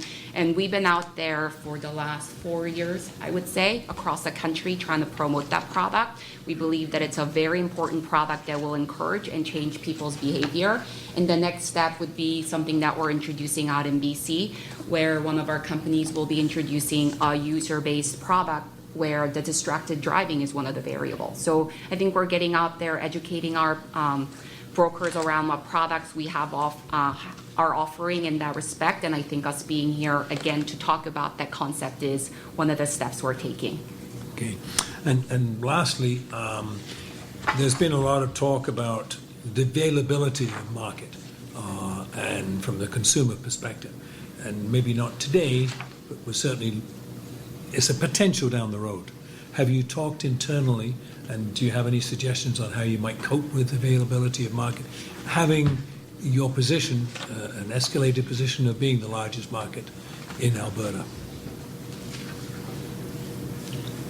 I think that's a great question. For us, our focus has really been on talking about how do we make sure that we have affordable and sustainable products for the Albertans. So we always have that discussion internally. It's something that we talk about at most of our meetings in recent couple of months, especially for me being in the new role. So yes, the internal discussions happen, but I think it's from a more perspective of how do we make sure that, being such a big part of the market share, how do we make sure that we continue what we're doing? And I think we shared some of the solutions that we've been thinking internally, which was UBI, really putting the distracted driving piece out there so that we can continue having products that are flexible, affordable, and that as a business, we can also have a sustainable environment where we can continue doing what we want to do, which is to provide those solutions for the Albertans. Okay, thank you. I have one super quick question, and if you do not have an answer to this, you can get back to us at any time. I want to thank you for the information on the pre versus post legalization of cannabis report. That was very good information and new to us, and I really appreciate that. So if we were to say, you said a 4.5 to 3.9% increase in collision is what those three states saw. If we were to take a 9% right in the middle increase in collision frequency, what would that translate in terms of the deterioration of your book? Like, because right now frequency is sort of doing this and severity is doing this. Yep. So if that starts to go up as well, do you have some idea of how much? I'm just seeing something else coming in the headlights here starting in October that could be a super big topic of discussion for our next annual meeting. I don't have the number on top of Okay. my head, but I could get back to you. Yeah, Something I would be interested. So if you finish the question, I just want to mention that the province has been doing educational awareness on cannabis, and I believe the federal government has been as well. I believe it would be great for industry to partner with province and federal to enhance it at now rather than later. Okay. Good. Thank you. Okay, thank you very much. Appreciate your presentation. Okay, and last up, we have Wawanesa Mutual Insurance Company, Carol Jardine, President of Canadian P&C Operations, Brenda McKenzie, VP of Alberta, and Andrea Sherry, VP of Insurance Solutions Personal Lines. Good afternoon.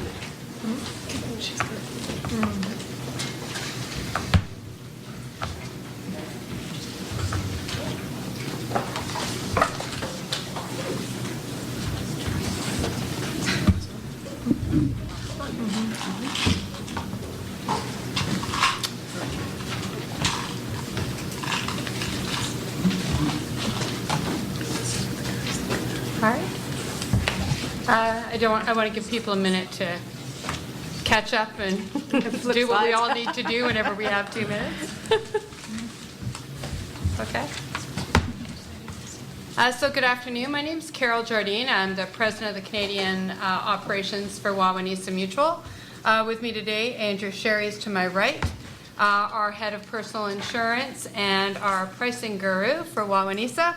And to my far right is Brenda McKenzie. She leads our largest region, being Alberta. On behalf of Wawanesa, thank you for having us here today. I know you've heard from a number of our colleagues. We'll try not to be too repetitive, but some of the issues exist with all of us. So pardon that if we are a bit repetitive, but we'll get to the questions. First of all, we're different. So I want to get your heads up and tell you we are different. We are a mutual insurance company. We have a mission, and our mission is clear, that as a policyholder-owned mutual insurance company, we continue to earn our customers' trust by providing quality products and services at the lowest price, which provides long-term growth and financial stability. Every decision that we make for our company is based on what's right for our policyholders. Our policyholders are the consumers in Alberta who drive cars, and we have a large number of people in Alberta not only employed by us, but count on us for our products. By being a policyholder-owned mutual, we tend to attract customers with social values. We tend to approach our business from a win-win from an insurance company perspective and a consumer perspective. We have no stockholders, we have no shareholders. If we make money, we return it to the customers in the form of lower premium. If we lose money, we go back to the consumer and explain why we need to increase rates and provide that information to them. So we've been in this province since 1899, protecting Alberta since before you joined Confederation. And we've been underwriting insurance over 122 years, and we have a hokey beginning. It's a real hokey beginning, but it's a Western Canada beginning with two farmers over a campfire in 1896 saying the big bad insurance companies in the East won't insure our farming equipment, so we're going to start our own insurance company. We still have that office in Wawanesa Village. We have hometown values and small town roots, so that's who we are. We only sell through independent insurance brokers across the country, and we have over 300 independent broker partners in Alberta, all of whom are focused on providing right protection to customers at the right risk. We believe that auto and home insurance is the most significant asset protection purchase people make. If you talk to most mid-income Canadians who are our policyholder, that's our target market, their home and their cars are both their biggest financial liability and their biggest financial asset. So very important for us that we provide the right insurance at the right price. Oh, you gonna help me out here? We follow Intact, not only today, but in everything we do in Alberta. It seems like we follow Intact. They're the largest insurance company in Alberta. We're second.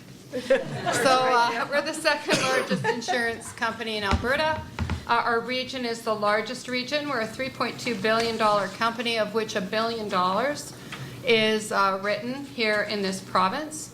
$575 million is automobile insurance. This is a very important market to us. We are primarily a Western Canada-based insurance company. We are the largest company in New Brunswick, but basically our roots are west of the Ontario border, and that's the people that we serve. And close to 900,000 policies holders. So our market share in Alberta is 10%, and in automobile 13.2%. With that, it's a little bit about us and our community roots and who we are. With that, I'm going to hand it over to Andrea. She'll talk to you about some of the similar issues our competitors have discussed today.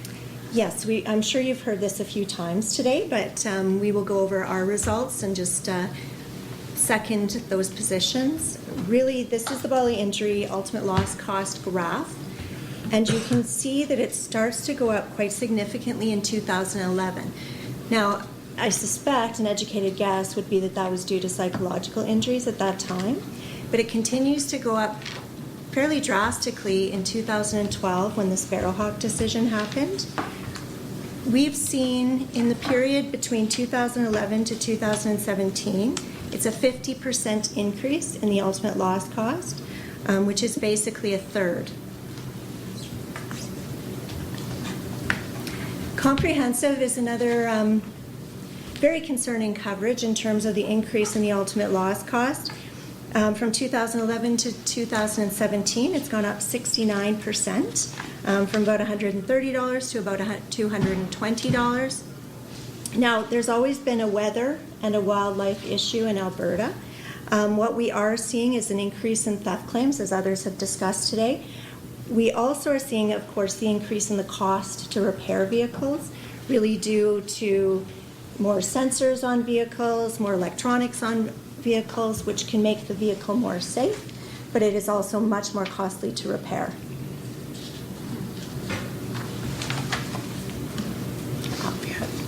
Thank you. So in terms of industry results, again, you've heard this a little bit already today. It's not good. Wawanese's core is 120% on Alberta private passenger auto, which is slightly higher than the industry core of 114%. The loss ratio is about 84%, and it doesn't look like it's getting better. In fact, the Q1 2018 results are looking worse than the Q1 2017 results. The 5-year in loss ratio is 81%, and again, it doesn't look like it's getting better. In fact, it looks like it's getting worse.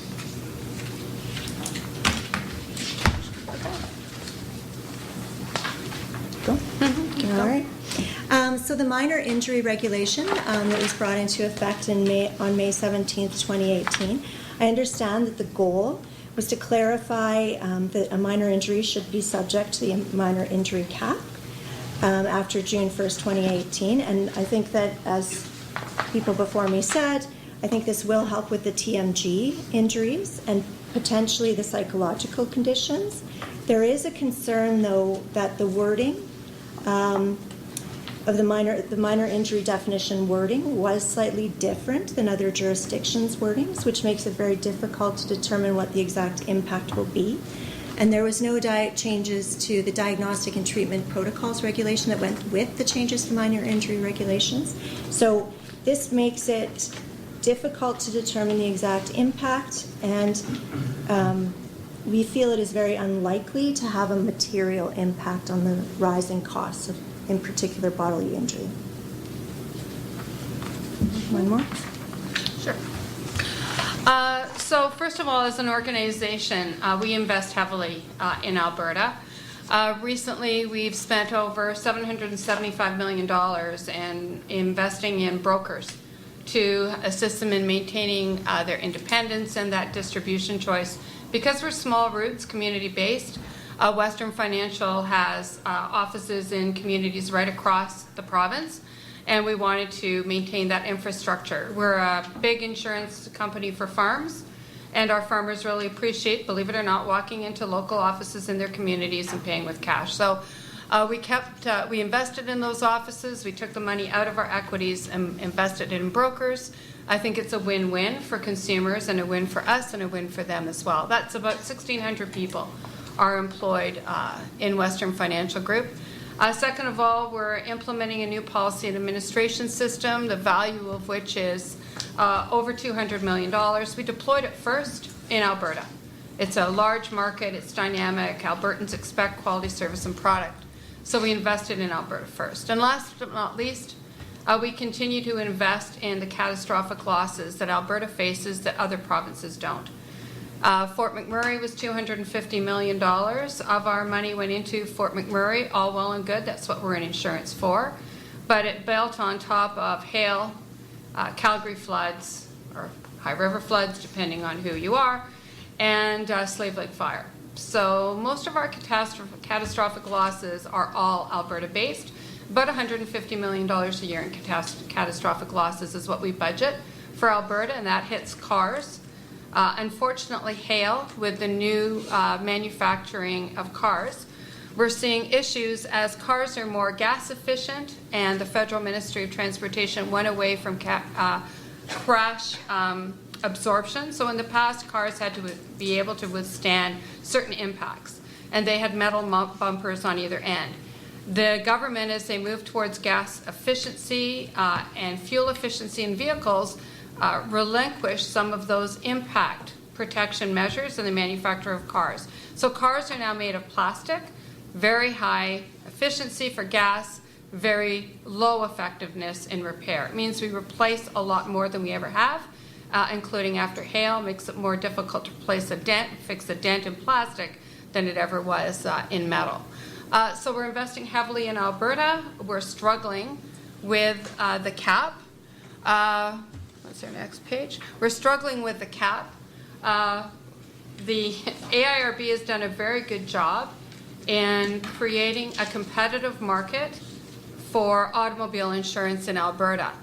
We have looked at the policy, the average policy costs in the quoting database for Alberta. And so in July, if a broker was looking at a customer and said, let's go and see where you could get the most effective insurance price, the range for policies is $1,000. So the lowest quote, which would be us, to the highest quote, there would be a gap of $1,000 per policy. When you think of your mandate to create competitiveness, to allow consumer choice, you've done a really good job when there's a $1,000 difference between the cheapest insurance company, us, and the most expensive insurance company, everybody else in the room. So when you, I'm sorry, it's just kind of funny, but it's not for us. So when you think about that, I think you have to be aware. You've done a good job of creating a wide range of availability for consumers in Alberta. Our conclusion today is we understand the decisions that were made by the Alberta government. We understand also AIRB's need to be an independent body, and that you will regulate the rating programs and do what you need to do to make sure that consumers have access to informed choices. We think you've been doing a good job, but we're struggling under the government's ministerial order. We did not take significant rate following Sparrowhawk. We believed in the product reform. We believe that we do not increase consumers' rates significantly only to bring them down. Because we're a policyholder-owned mutual, we take rates up, but we also bring rates down. It fluctuates with our performance. So rather than increasing them dramatically when we began to see sparrowhawk, we eased back, believing product reform would flatten that out. Unfortunately, it didn't happen. We put in our new system and we didn't get our rate in. So when we looked at the Alberta average rate taken of 8 points and perhaps the need for a cap, unfortunately we weren't part of that group. In hindsight, that was our mistake, but we're living with it. So we're asking right now for the government to consider reversing the order to allow you to do your job, which is provide fairness in pricing, a wide range of choices for consumers, and allow the market to behave as it has in the past, which we think has been serving Albertan consumers extremely well before that order. So that's what we'd like to do.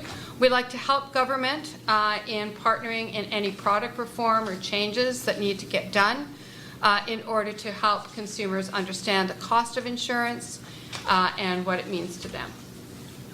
And we're open for questions. Thank you very much, Carol, Brenda, and Andrea. I'm going to start with a quick question before I turn it over to the two gentlemen. You're the third or fourth company today that's talked about the deterioration of results already in this first quarter of 2018. To my knowledge, I mean, this is the first year we haven't actually had a major catastrophe that hit at the end of the last year, at the beginning of this year. What is driving this? Well, we're saying that we're having a lot of small catastrophes. So we're being peppered by smaller hailstorms. The industry is doing a good job of hail suppression and sending the planes up. The planes are doing good work. But what's happening now is instead of having the huge hailstorms, we're having the 4 million, the 5 million, the 10 million ones, which don't get the front page of the newspaper, but they hit our customers pretty bad. So we do have a frequency of storm events this year that we have not seen before for hail, number one. Number two, last year when we chose our indications at the end of the year, a lot of us were still hoping that product reform would come in and things would hit. We make adjustments in a calendar year that are made throughout the 12 months. When we start the first of the year, it's a new blank slate for us. And if our actuarial trends for loss development are bad in January, we can't ignore them. So what's happening now is if there was any negative or increasing trend at the end of the year that we might have negated, it's hit us hard in January. We've had to face the increasing cost of severity has hit us hard, and all of us hard, and then the increasing cost of bodily injury. Thank you. The lawyers will go backwards and try to make the most money out of the pre-change cases as they can, recognizing that they might not be making the money in the future. Thank you. Other questions? Sounds bleak for me, too. It sounds bleak for you. I don't think I have anything to ask that I haven't, without being overly repetitive. So thanks for being here, and thanks for your humor in being the final presenter, because it's a tough spot. So thank you. Chris, did you have any questions? Yeah, and I echo Jamie's thoughts. I think it's great. It's great that you're here as the major writer in Alberta and a well-known provider of insurance, and especially in rural Alberta. I think you've got a tremendous base and a loyal base there, which so you're faced with different issues when you're dealing with rural Alberta, and I understand that. So, having said that, I'm looking for suggestions on how the industry can work with the government, and looking for to more of a partnership. And have you given any thoughts as to, you've heard me say this today, in the long term, we know what the government is doing. They're looking at the review. We're looking at the cap in place at this point in time. We're not sure what's going to happen with that. We're all assuming it's going to stay, but who knows? And I understand where you're coming from there. But other than that, in the short term, you've got to survive in this business. And we need you to survive in this business. And I mean that sincerely. So do we. So, having said that, you must be looking at ways and means that you can survive to provide stability to your clients and provide a good, solid market in Alberta. So, my first question is, have you got any thoughts and ideas on how, in the short term, if you can work with the government to come up with suggestions? We've heard some from Aviva, we've heard some from Intac. Have you got any ideas on that respect? And secondly, you've got brokers out there that are relying on you to provide a solid and stable market. which in today's environment may not be the easiest thing to do. So it's a challenge to you internally. So what sort of a challenges and what sort of focus are you doing in that respect? So there's two areas to the questions. Am I okay with those So two? I'm going to take broker, and I'm going to let Brenda talk about product because she's been quite active in working with the government and IBC on solutions for quite a long time. Our brokers are asking us not to withdraw capacity. They don't want to see us having to say to long-term customers, we're sorry, we can no longer provide you with access to our product. So we're working with brokers on as many innovative ideas as we can to try to make that sustainable. And it's bundling products together. So we've been out there asking brokers, could you help us? You know where we are in automobile. We're giving consumers a break. And we've been very transparent to the market. If you could give us the farm, if you could give us the personal property product to try to help us limp along through this, we'd really appreciate it. Only if it's right for the customer. If it's not right for the customer, don't do it. And our brokers have been pretty good at finding different things. We have come up with some new products that we can add on for customers, like personal cyber protection. We're doing all kinds of service. We're doing different product ads that can provide additional value to the consumer, which would make them feel like we're valuing them as policyholders. I think the saddest part right now for us personally, for brokers, is without being able to take rate and being the lowest priced company in the market right now, is us having to really pick and choose and come to you and say, we're narrowing our underwriting rules, we're only going to take the perfect risk, and that's not who we are. We're a broad-based mutual. We believe that we will take as many risks as we can possibly afford, and we understand that we won't cream the market. We'll just take the good rural people and we'll keep them for as long as we can. I know it sounds hokey, but that's us. So when you're having then to go to the brokers and say, I'm sorry, but we can't take people under these conditions because we just can't run the risk that they may have an accident and we can't afford it, that doesn't lie right with our values. That's not who we are. And those are tough conversations for us to be having with brokers, to say, you know what, we might not be able to take people under these conditions. We submit those rules to you. If they fit your criteria, you grant them. It's really not what we want to be doing. Okay, thank you. I know a lot of the presentations that happened today did speak to what we could try to do to mitigate in the short term. And that's been a discussion on an industry level that I've been involved in for the last several months, especially since the cap came in. When we talk about PGI, MIR definition, and how that may or may not capture what we intend, the different solutions as far as treatment protocols and the pricing around that. Moving forward, we're trying to pursue those ideas. The study, I think several of the companies mentioned that the closed claim study, which probably is going to be at least 2 years out before we can see the results of that. Although we want to participate in it in the near term, it's concerning how long the effect might have. So it's a short term involvement, but before we'll see the results of it, I'm afraid things will change as we go along by the time we can see effects come into play on that. And when we look at product reform, and to Carol's point, is what we're looking at in the short term is narrowing our product, who's eligible, even under an all-comers rule. Other companies have spoken about that as well. And is that something that we need to look at in some way to modify that to be able to be sustainable in our current market? And I think there's a great presentation on cannabis, and that is a concern moving forward. Yeah. And that's short term. That's going to be upon us within the next couple of months. That will have a more immediate impact on our rates. So those are all things that we need to be considering and are considering in the short term. No magic bullet or magic solution yet, but it is under discussion. And working with government, the superintendent's office and the AIRB are places we have to work together in order to come up to a solution on an industry-wide basis.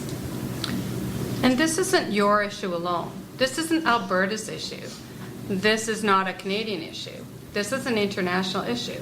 You can look to lots of different jurisdictions around the world and everybody's running into similar issues, whether you're in England, whether you're in the United States, if you look at what California regulators have had to do recently, or you look at regulators in other provinces across the country. It's not unique to Alberta. So to think that, you know, a tweak in a minor injury regulation or a tweak here, a tweak there is going to make a difference, it's not. This is a situation that we're in around the world, both for bodily injury and car repair. Maybe I could just jump on that one, sorry. Mhm. So I'm going to ask you a direct question. Is tort Yeah. sustainable? I'm sorry? Is tort sustainable? Oh my gosh, which hat do I put on? Sorry. So, you know, I'm a social conservative. I believe that people should get the care that they need as quickly as possible to get better after an accident. I think that they should get their income replaced as quickly as possible after an accident. I question if you are injured in a car and you're better after 90 days and what compensation is due to you versus I compete with horses jumping over fences. I seem to be able to fall off my horse and get back up again and not need money from anybody to get better. So my entire career I've struggled. I've struggled with compensating people for sore neck strain in a car accident where we don't compensate people for similar injuries in their bathtub or in other areas. So I have an internal struggle on compensation for whiplash. Okay, well, thank you for that answer. It wasn't an easy question, so I appreciate that. Thank you. Well, thank you very much. That ends our meeting for today. Great. On behalf of the AIRB board, I would like to extend our thanks to everyone for attending and to those who took the time to present and provide written submissions to the board today. The board will be taking the information that was presented today into consideration as it deliberates the setting of industry benchmarks, which will be used in our review of insurance no later than September 30th. In addition, the information gathered today will also assist the board in setting the grid entry level rates effective January 1st, 2019. The grid establishes a maximum premium for basic coverages for all driver profiles. It protects drivers from rates that make insuring a vehicle prohibitive. Again, I would like to thank each and every participant for assisting us in gathering the information and data we need to support our decisions. This meeting is adjourned. Thank you very much.